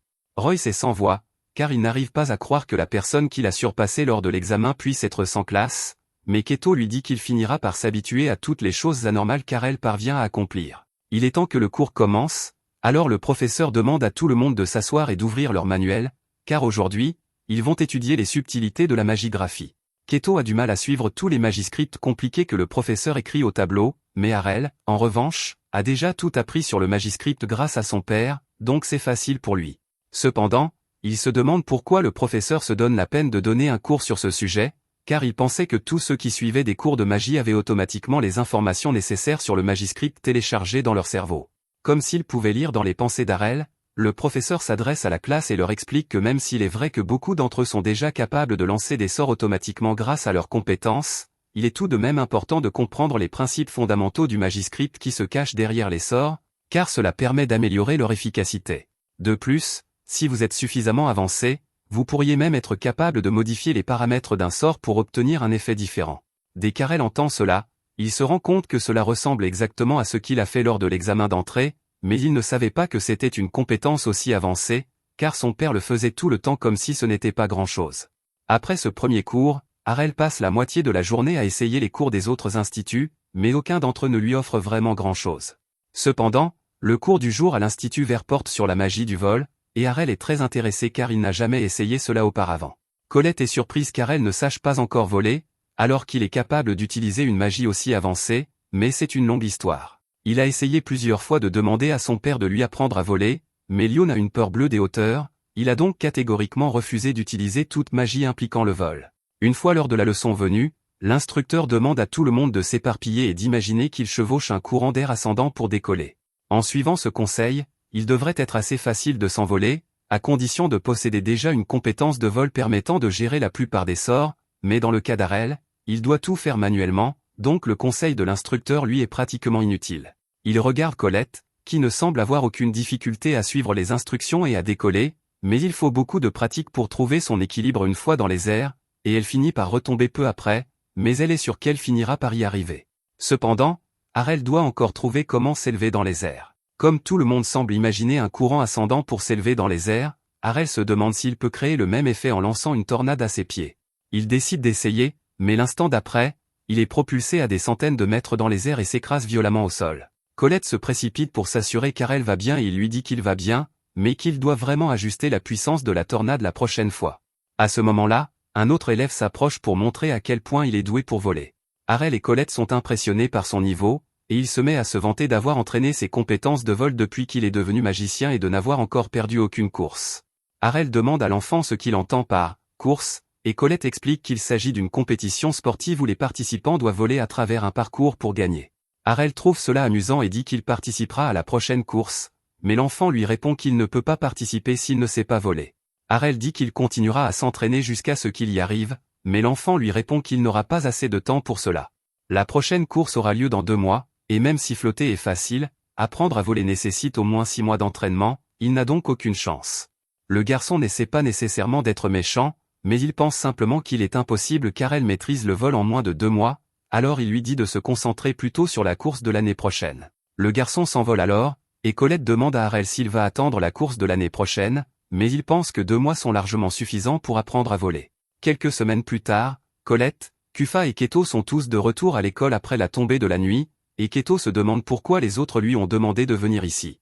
Colette explique qu'elle a oublié quelque chose ici, qu'elle devait donc revenir le chercher, mais qu'elle avait trop peur pour y aller seule. Keto comprend cela, mais il ne voit pas pourquoi elle avait besoin de l'emmener alors qu'elle avait déjà Kufa avec elle. Colette répond que c'est en fait Kufa qui a eu l'idée de lui demander de venir, et Kufa dit nerveusement qu'elle a simplement pensé que ce serait une bonne idée d'avoir Keto ici pour une protection supplémentaire, surtout avec toutes les rumeurs qui circulent ces derniers temps. Keto demande de quelles rumeurs elle parle, alors Kufa explique que des gens ont vu un fantôme autour de l'école tous les soirs depuis quelques semaines, et dès que Keto entend cela, il commence à paniquer car il est terrifié par les fantômes. Kufa trouve sa réaction hilarante et se moque de lui parce qu'il a peur, mais Keto lui fait remarquer qu'elle s'est cachée derrière Colette pendant tout ce temps et qu'elle a donc tout aussi peur que lui. Les deux se disputent et Colette essaie de les calmer, mais soudain, il pointe la fenêtre derrière elle avec horreur, car quelque chose se dirige vers eux.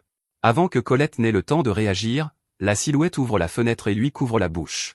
Keto sort alors sa baguette et menace de la réduire en cendres si elle ne libère pas Colette immédiatement, mais il entend alors une voix familière lui dire de se calmer avant que quelqu'un ne les remarque. Lorsqu'il retire sa capuche, il réalise tout ce que la silhouette est en fait Harel. Il lui demande ce qu'il fait ici si tard dans la nuit, et Harel explique qu'il vient ici tous les soirs depuis quelques semaines pour s'entraîner à voler en vue de la course à venir. Ils sont tous très impressionnés par la détermination d'Harel, mais Keto lui demande s'il est sûr de devoir travailler aussi dur, car s'entraîner tous les soirs doit être épuisant. Harel apprécie leur sollicitude, mais il répond à Keto et aux autres qu'ils veillent toujours à dormir suffisamment chaque jour. En fait, avant leur arrivée, ils faisaient une sieste dehors. Les autres ont du mal à croire ce qu'ils entendent, alors ils lui demandent si cela signifie qu'il utilisait en quelque sorte la magie du vol tout en dormant, et Harel leur répond que c'est exactement ce qu'il faisait. Cela l'aide à stabiliser le sort au point que cela devient une seconde nature pour lui, et cela augmente également sa réserve de mana, ce qui est très efficace pour l'entraînement. Keto est impressionné par le sérieux avec lequel Harel prend son entraînement, et il sait qu'il ne pourra jamais atteindre le niveau d'Harel, mais il prévoit de commencer à s'entraîner dur de son côté, et les autres ont l'intention de faire de même. Le lendemain, Harel est de nouveau en classe avec Keto, et tandis que le professeur écrit un sort sur le tableau, il remarque qu'il y a une erreur et la signale. Le professeur se rend compte qu'Harel a raison, alors il commence à corriger les erreurs et Keto trouve vraiment impressionnant qu'Harel ait pu remarquer les erreurs aussi rapidement. Harel explique qu'il a mémorisé tous les sorts du manuel, car ils ne lui viennent pas naturellement à l'esprit comme aux autres, mais Keto a du mal à mémoriser ne serait-ce qu'un seul sort. Il demande donc à Harel comment il a réussi à tous les mémoriser. Harel répond qu'il a simplement simplifié plusieurs sorts afin de les rendre plus faciles à mémoriser et à activer. Le professeur trouve cette idée fascinante et demande à Harel d'écrire l'un de ses sorts au tableau.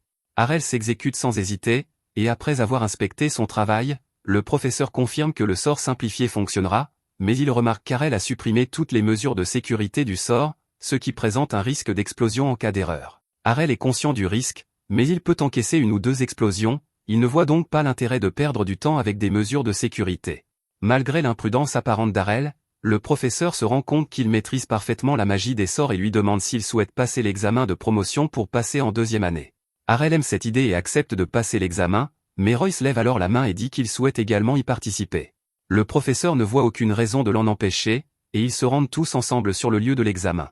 Les règles de cet examen sont simples. Un monstre va être lâché sur cette piste et Harel et Royce devront le vaincre avant qu'il ne s'approche trop près d'eux s'ils veulent réussir. Cela semble assez facile, alors Royce dit qu'il passera en premier et saute sur la piste. Un minotaure est alors lâché sur la piste et se précipite droit sur Royce, qui lui lance un sort d'éruption, mais il rate complètement son coup. Harel est impressionné, car il constate que la puissance des sorts de Royce a considérablement augmenté depuis l'examen d'entrée. Le professeur est d'accord et affirme que c'est le résultat du travail acharné de Royce, mais que la puissance d'un sort n'a aucune importance si l'on ne parvient pas à atteindre sa cible. Royce lance désespérément d'autres sorts d'éruption alors que le Minotaure se rapproche de lui, mais sa visée est absolument nulle, si bien que celui-ci finit par s'approcher trop près et s'apprête à attaquer, mais à la dernière seconde, il disparaît. Le professeur explique que Royce n'a jamais été en danger, car un système de sécurité a été mis en place pour empêcher les monstres de blesser les élèves, mais il espère que ce test lui aura appris une leçon précieuse sur ses capacités en tant que mage. Même si Royce déteste l'admettre, il ne peut nier qu'il est encore trop faible pour réussir le test, mais le professeur lui dit qu'il ne doit pas trop s'en vouloir, car il faut généralement 2 ans aux élèves avant d'être assez fort pour réussir. C'est ensuite au tour d'Harel, qui entre dans l'arène et le professeur libère le monstre, mais pour une raison quelconque, celui-ci semble beaucoup plus grand et plus fort que le Minotaure auquel Royce a dû faire face.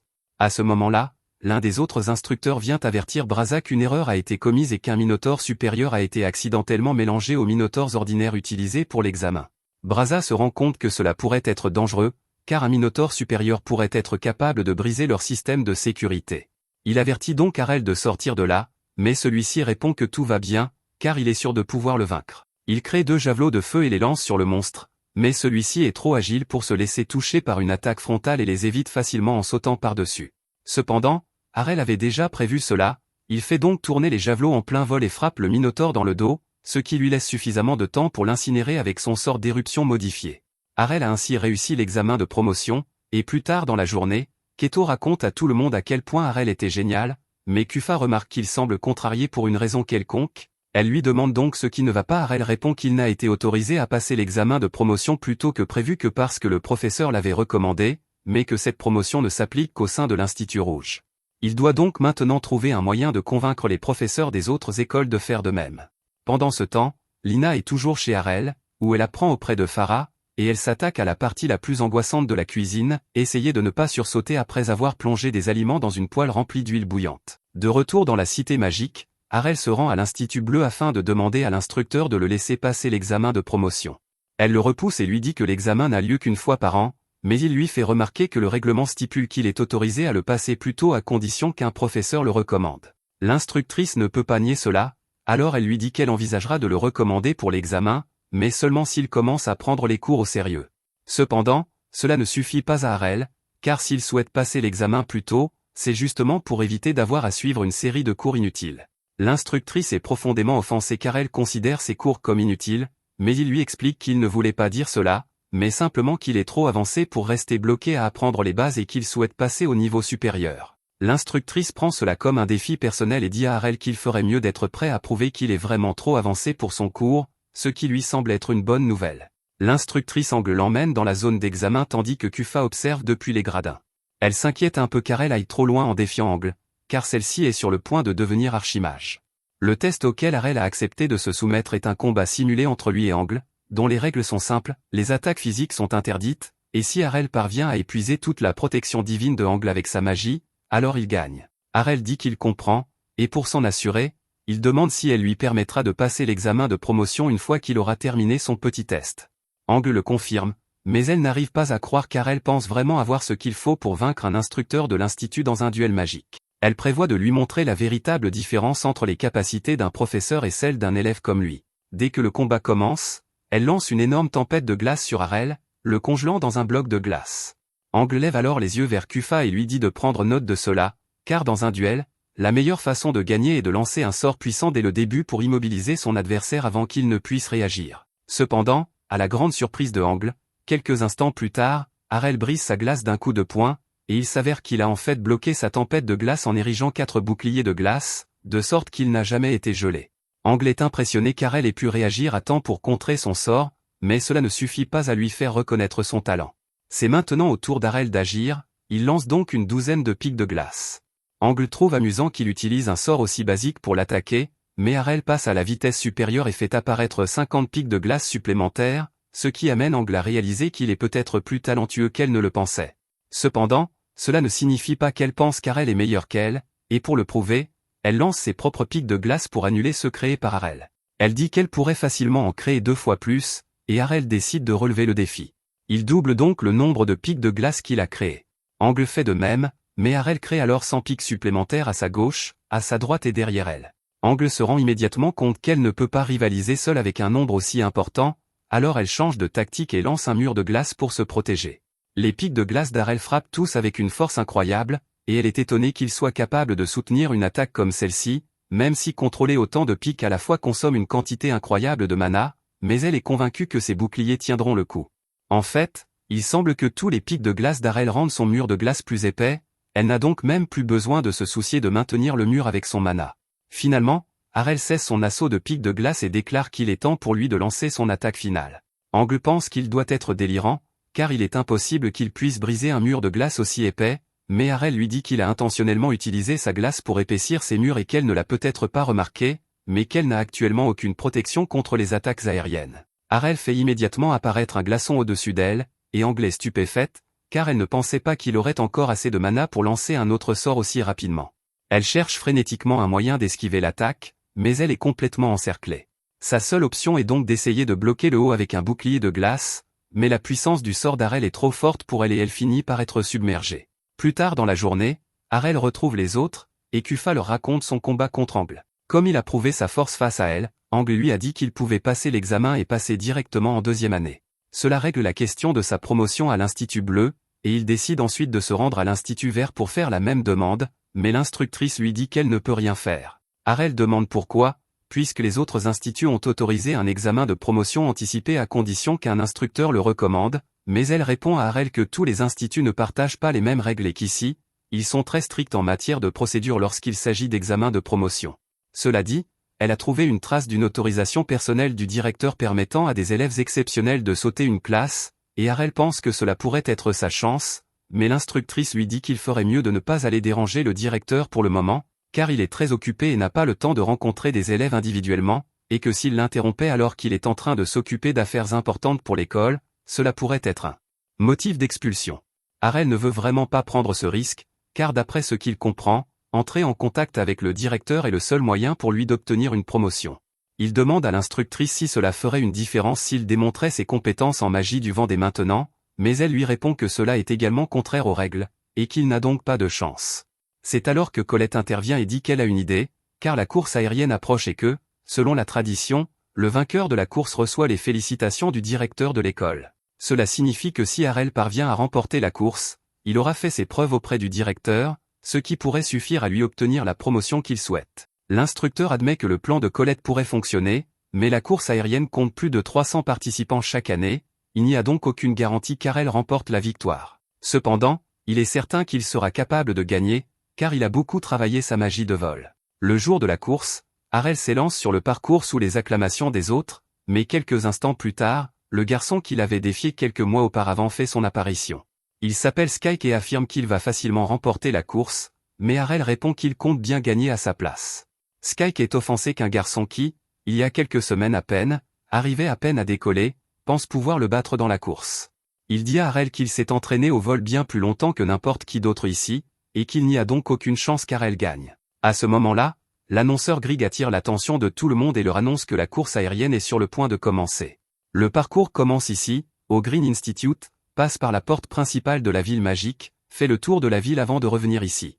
Le directeur est présent aujourd'hui, donc tout le monde a intérêt à donner le meilleur de soi-même si l'on veut l'impressionner, même s'il ajoute qu'il faut tout de même penser à la sécurité, car il ne veut pas que quelqu'un se blesse. L'instructeur Dumble est également présent pour commenter en direct les événements de la course, et toutes les filles semblent vraiment l'apprécier. Keto leur rappelle que Dumble est un homme marié et qu'il a 20 ans de plus qu'elle, mais cela ne semble pas les déranger. Au début de la course, toutes les participantes s'envolent dans le ciel en même temps et semblent faire de leur mieux pour prendre la tête, mais Marco réussit à s'écraser dans les tribunes. Quant aux autres coureuses, le peloton de tête s'est réduit à environ 15 participantes. Parmi eux se trouve la meneuse, Dionne, de 3e année, et la plupart des personnes derrière elles sont soit en 2e, soit en 3e année, mais Grigg et Dumble remarquent qu'il y a 2 nouveaux visages de première année, Arel et Skyke. Skyke est surpris qu'Arel soit capable de le suivre, mais il dit que cela n'a rien d'étonnant puisque tout le monde avance relativement lentement afin de conserver son énergie pour le reste de la course. Peu après, Grigg annonce que le premier obstacle majeur de la course approche, où les élèves devront se faufiler par le portail d'entrée puis effectuer un virage serré à gauche. Cela peut sembler simple, mais 2 des participants ont déjà échoué à ce virage parce qu'ils n'ont pas réussi la manœuvre. Skyke arrive lui aussi au virage et ne veut pas commettre la même erreur que les autres. Il s'aligne donc avec le centre de la portée, une fois qu'il l'a franchi, il se laisse dériver dans les airs pour effectuer le virage, tandis que les 2 autres s'écrasent dans l'eau. Skyke est très fier de lui, car il est certain qu'Arel ne serait pas capable de réaliser une telle manœuvre après seulement quelques mois d'entraînement, mais à sa grande surprise, Arel est toujours juste derrière lui. Le peloton de tête s'est encore éclairci, et Dionne décide d'accroître son avance. Elle accélère donc, laissant tout le monde dans la poussière, mais Grigg et Dumble sont surpris de voir que 2 élèves de première année parviennent à la suivre. Dionne est tout aussi surprise, car c'est la première fois que cela arrive, et Skyke annonce fièrement qu'elle ferait mieux de s'habituer à la 2e place, car c'est lui qui va remporter cette course. Dionne accepte volontiers le défi, mais comme Skyke est si sûr de gagner, cela ne le dérangera pas si elle passe à la vitesse supérieure. Dionne accélère alors, et Skyke n'en croit pas ses yeux, car il ne savait pas qu'elle n'était pas déjà à sa vitesse maximale. Il essaie de suivre son rythme, mais elle est rapidement hors de vue et il n'a plus l'énergie nécessaire pour accélérer. Même s'il déteste l'admettre, il n'a plus aucune chance de gagner la course. Grigg et Dumble remarquent que Skyke n'accélère plus, ce qui signifie qu'il a dû atteindre ses limites, mais étant donné qu'il n'est encore qu'en première année, il est certain qu'il s'améliorera encore dans les années à venir. Mais cela mis à part, il semble que Dione ait encore de la concurrence, car Harel l'a rattrapé et est sur le point de la dépasser. Dione refuse de le laisser prendre sa première place, alors elle commence à aller à vitesse maximale pour le semer. Harel n'a commencé à apprendre la magie du vol qu'il y a 2 mois, donc dans l'état actuel des choses, c'est la vitesse maximale qu'il peut atteindre, mais il doit faire quelque chose pour suivre Dione, alors il décide d'utiliser son arme secrète. Il comprime l'air sous ses pieds, puis se donne un énorme coup de pouce en vitesse, laissant tout le monde sous le choc, car ils ne l'ont jamais vu bouger comme ça auparavant. Même Grigg est sans voix, mais Dumble observe attentivement et se rend compte qu'Harel est en train de sauter dans les airs. Grigg lui demande comment une telle chose est possible, car cela n'a aucun sens pour lui, la magie du vent permet de comprimer l'air sous ses pieds pour créer une plateforme solide, mais l'élan ainsi obtenu est négligeable. Pour qu'Harel obtienne un élan aussi important, ses jambes doivent être incroyablement puissantes. Harel continue de suivre la vitesse maximale de Dione, mais ils approchent rapidement de la porte de la ville et, pour prendre le virage serré, ils vont devoir ralentir s'ils ne veulent pas s'écraser. Dione essaie de dépasser Harel, mais elle est finalement obligée de ralentir, car elle sait qu'elle ne pourra pas prendre le virage à cette vitesse. Harel, quant à lui, continue sa course et, juste avant le virage, il donne un coup de poing en l'air pour se rediriger. À partir de là, il conserve sa première place jusqu'à la ligne d'arrivée et est officiellement couronné vainqueur de la course aérienne. Après l'atterrissage, Dione vient féliciter Harel pour sa victoire, car elle sait qu'il a travaillé dur pour se préparer à cette épreuve. Quelques instants plus tard, Skyke franchit la ligne d'arrivée et remporte la 3e place, mais il est incroyablement épuisé. Plus tard, le directeur s'approche d'Harel et lui remet son certificat de vol et sa médaille pour sa première place, mais avant de partir, Harel lui demande une faveur. Il dit qu'il souhaite être promu en 2e année, et comme il a déjà prouvé ses excellentes capacités en magie du vent lors de la course, le directeur lui accorde cette promotion. Harel est désormais officiellement en 2e année des instituts rouges, bleus et verts, mais il doit encore trouver un moyen d'être promu dans les 3 autres écoles. Ensuite, Harel se rend à l'Institut Yellow Magic pour passer l'examen de promotion, mais à sa grande déception, il apprend que la période d'inscription à l'Assemblée est terminée et que, sans inscription officielle, il ne peut pas obtenir la promotion. Il n'arrive pas à croire qu'il ait raté la date limite, et lorsqu'il demande quand aura lieu la prochaine Assemblée, on lui répond qu'il devra attendre plusieurs mois, ce qui est beaucoup trop long pour lui. Il demande à la femme s'il y a un moyen de faire une exception et de le laisser rejoindre l'Assemblée actuelle, puisqu'il s'est donné tant de mal pour créer un nouveau golem, mais les règles sont strictes à ce sujet. Cependant, à ce moment-là, un homme passe par là et, lorsqu'il entend Harel mentionner qu'il a créé un nouveau type de golem, il s'intéresse à lui et lui propose de l'inscrire comme son assistant, ce qui lui permettra de participer à l'Assemblée en cours. Harel accepte avec enthousiasme, car c'est la solution parfaite à son problème. Cependant, lorsqu'il se retourne vers la réceptionniste, celle-ci lui dit qu'elle n'arrive pas à croire qu'il ait accepté d'être l'assistant de Rogwell. Il lui demande s'il y a un problème avec Rogwell, car ce n'est pas une mauvaise personne, mais c'est le meilleur instructeur en matière de contrôle des golems, et il se donne souvent à fond contre ses élèves, les écrasant complètement, et il est aussi un peu désagréable à ce sujet. C'est pourquoi personne ne voulait être son assistant pour cette assemblée. Mais même si cela semble être une source de tracas, tant que le fait d'être l'assistant de Rogwell lui permet de participer à l'assemblée actuelle, Harel est d'accord. Le jour de l'assemblée arrive rapidement, et après de nombreuses présentations brillantes, c'est enfin au tour de Rogwell et Harel de faire leur présentation. Rogwell annonce qu'il va démontrer la puissance de ses golems aujourd'hui. Tous les élèves dans la foule savent que cela signifie qu'il prévoit d'écraser un autre élève dans un combat simulé, et ils se sentent désolés pour le pauvre bougre qui a été contraint d'être son assistant. Rogwell invoque ses golems de combat et demande à Harel de faire de même. Ce dernier s'exécute et appelle Alpha. À ce moment-là, le golem de combat créé par Harel entre dans l'arène, et tout le monde est surpris car ils n'ont jamais vu de golem fait de métal auparavant. Rogwell est particulièrement sceptique car le métal est trop lourd pour être contrôlé par la magie de la Terre, il suppose donc qu'Harel a dû cacher quelqu'un à l'intérieur. Quand il enlève la tête du golem, il découvre que le corps est vraiment vide et que le métal est simplement très léger. Harel mentionne qu'il a lui-même alchimisé le métal, et Rogwell en déduit qu'il a sacrifié la solidité pour le rendre suffisamment léger pour pouvoir le contrôler, et que si c'est le cas, il ne tiendra jamais face à ces golems de terre. Il ordonne au premier golem de charger Alpha, s'attendant à ce que celui-ci s'effondre après un seul coup de poing, mais à sa grande surprise, non seulement Alpha bloque le coup, mais le bras du golem de Rogwell se réduit complètement en poussière, laissant tout le monde sous le choc. Rogwell n'arrive pas à croire qu'Alpha ait vraiment pu résister à un coup de son golem, mais perdre un bras n'est pas grave car grâce à son immense réserve de mana, il peut régénérer et renforcer ses golems autant qu'il le souhaite. Il ordonne donc à tous de sauter sur le golem d'Harel en même temps. Harel se rend compte qu'il sera difficile de contrer 4 golems à la fois, Alors il décide d'utiliser la fonctionnalité spéciale qu'il a intégrée à Alpha et sort 2 épées de son dos. Roguel comprend ce qu'il essaie de faire, mais il pense que c'est une décision stupide, car les golems sont loin d'être assez flexibles pour utiliser efficacement des épées au combat. Cependant, l'instant d'après, Alpha passe en trompe devant tous ces golems, les coupant en morceaux en un instant. Harel est donc officiellement déclaré vainqueur de cette simulation de combat, mais Roguel ne comprend pas comment cela a pu se produire. Harel l'aide à se relever et lui explique qu'il a intentionnellement conçu le golem avec un métal alchimique léger et des articulations souples afin qu'il puisse effectuer des mouvements complexes sans difficulté. En combinant cela avec ses connaissances en matière d'escrime, il lui a été facile de lui faire exécuter des techniques à l'épée. Roguel admet que le golem d'Harel est sans aucun doute meilleur que le sien, et Harel lui demande si cela signifie qu'il est désormais autorisé à passer l'examen de promotion, mais Roguel lui répond que les assistants des instructeurs ne sont en réalité pas pris en compte pour les promotions anticipées. Cependant, si Harel est prêt à rejoindre son équipe de recherche entre-temps, Roguel promet de glisser un mot en sa faveur auprès du directeur. Harel est d'accord, tant que cela lui permet d'être promu au niveau supérieur. Comme il a terminé ici, il se rend à l'école blanche et demande à passer l'examen de promotion. Le processus de promotion est ici beaucoup plus simple, donc un examen est organisé pour Harel, et il est présenté à Kaïda qui sera chargé de le faire passer. Harel remarque que Kaïda semble être aveugle, alors il lui demande si elle a besoin d'aide pour se déplacer, mais même si elle apprécie son attention, elle lui répond qu'elle se débrouille très bien toute seule. Elle ne voit peut-être pas, mais elle peut sentir la magie dans le monde qui l'entoure, et elle peut même deviner la personnalité d'une personne à partir de sa magie. Cependant, lorsqu'elle regarde Harel, non seulement il semble avoir une réserve inépuisable de mana, mais il possède également plusieurs types de magie qui tourbillonnent dans son corps à la fois, et c'est la première fois qu'elle voit une telle chose. Elle le conduit au site du test, un donjon souterrain infesté de monstres morts-vivants, et Kaïda lui recommande d'être prudent car les morts-vivants l'attaqueront dès qu'ils le verront. Mais à sa grande surprise, lorsqu'Harel tombe sur un groupe de morts-vivants, il se contente de lancer des sorts de lumière sacrée pour s'en débarrasser.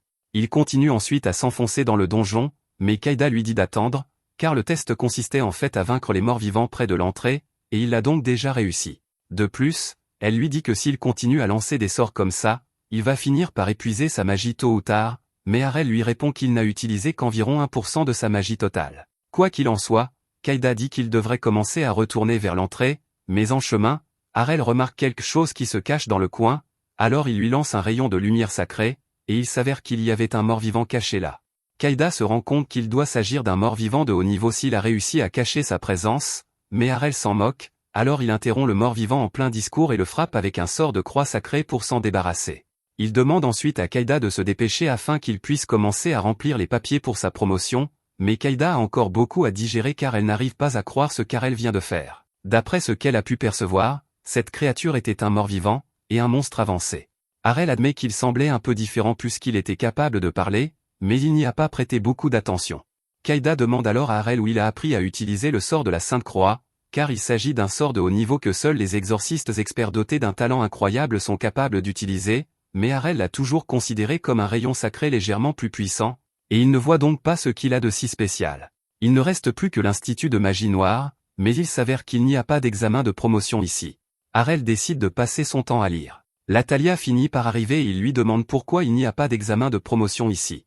Elle lui explique qu'il y en avait un auparavant, mais que le système s'est effondré car il n'y a pas beaucoup d'étudiants qui fréquentent l'Institut Noir. Harel admet qu'il n'y a pratiquement pas d'étudiants ici en regardant autour de lui, mais il remarque alors la grande salle là-bas, qui l'intrigue depuis un moment, et il demande à Latalia à quoi elle sert. Elle lui explique que cette salle sert aux élèves pour tester leur magie, car si les autres instituts peuvent tester librement leur magie à l'extérieur, la magie noire a tendance à être un peu plus dangereuse. Elle a donc fait construire une salle de magie renforcée afin que ses élèves puissent essayer les sorts qu'ils ont appris. Dans ce cas, Harel décide de s'y rendre pour essayer quelques-uns des sorts les plus compliqués qu'il a lus dans ses livres, mais une fois à l'intérieur de la pièce, alors qu'il feuillette les livres, il se rend compte qu'il y en a un qu'il n'a jamais vu auparavant. Il ouvre le livre et soudain, une explosion de mana s'en échappe. Harel sent que ce mana est plutôt inquiétant, mais cette pièce est renforcée par la magie, il n'aurait donc pas dû pouvoir sortir. Il regarde autour de lui pour voir où il est passé, et c'est alors qu'il aperçoit quelqu'un flotter dans les airs. Cette chose ne semble pas être humaine, alors Harel demande s'il s'agit d'un démon, ce que celui-ci confirme. Il dit qu'il est enfermé dans ce livre depuis des années et qu'aucun des mages noirs ici n'a été assez naïf pour l'ouvrir sans vérifier d'abord ce qu'il contenait. Il dit qu'il doit beaucoup à Harel pour son aide, mais que s'il veut retourner dans le monde des démons, il aura besoin de beaucoup de chair et de sang humain comme catalyseur, et qu'il a donc l'intention de tuer Harel ici et maintenant. Cependant, Harel n'a pas l'intention de se laisser faire si facilement. Il esquive l'attaque du démon et se prépare à lui lancer un sort explosif, mais à sa grande surprise, cela ne fonctionne pas. Le démon rit et dit à Harel qu'il a déjà mis en place une barrière anti-magie ici, donc aucun sort ne peut être utilisé, mais cela n'arrêtera pas Harel. Il charge le démon, qui suppose qu'il a perdu la tête, car il est impossible qu'un mage soit capable de se battre au corps à corps, mais avant même qu'il ait pu finir sa phrase, Harel lui a déjà tranché la tête avec sa baguette. Le démon n'en croit pas ses yeux, mais il rattache sa tête et en conclut qu'Harel doit être un épéiste magique. Cependant, même si c'est le cas, il pense toujours qu'Harel ne peut pas le battre, car il bénéficie de l'immortalité et, donc, peu importe le nombre de coups qu'Harel lui assène, il ne mourra pas. Cela rend certes le combat contre le démon difficile, mais Harel se souvient que les démons utilisent du mana pour maintenir leur forme physique, et même avec l'immortalité, subir des dégâts à répétition finira forcément par épuiser les réserves de mana du démon. Il décide donc de l'attaquer sans relâche jusqu'à ce qu'il abandonne. Au début, le démon dit à Harel que ses attaques sont inutiles, mais il finit par remarquer que son corps rétrécit, et son ton change soudainement lorsqu'il réalise qu'il n'est pas aussi invincible qu'il le pensait. Après avoir été battu par Harel pendant plusieurs heures, le démon a désormais la taille d'une figurine et supplie qu'on lui accorde grâce, car s'il rétrécit davantage, il risque de disparaître complètement.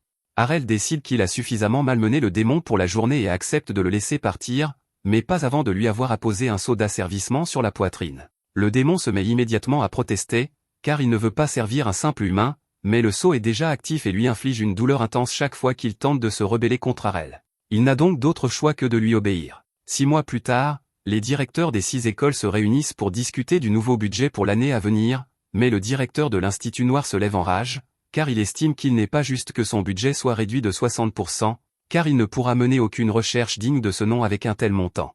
Cependant, le représentant répond à blague que son institut n'a produit aucun résultat significatif contribuant à la ville magique, il est donc naturel que son budget soit réduit.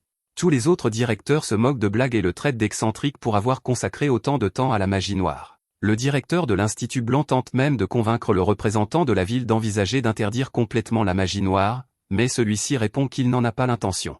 Il est simplement là pour qu'il puisse procéder à l'allocation du budget, il demande donc s'il y a d'autres objections, mais tout le monde semble d'accord, il déclare donc que le budget sera finalisé après les résultats du tournoi de magie.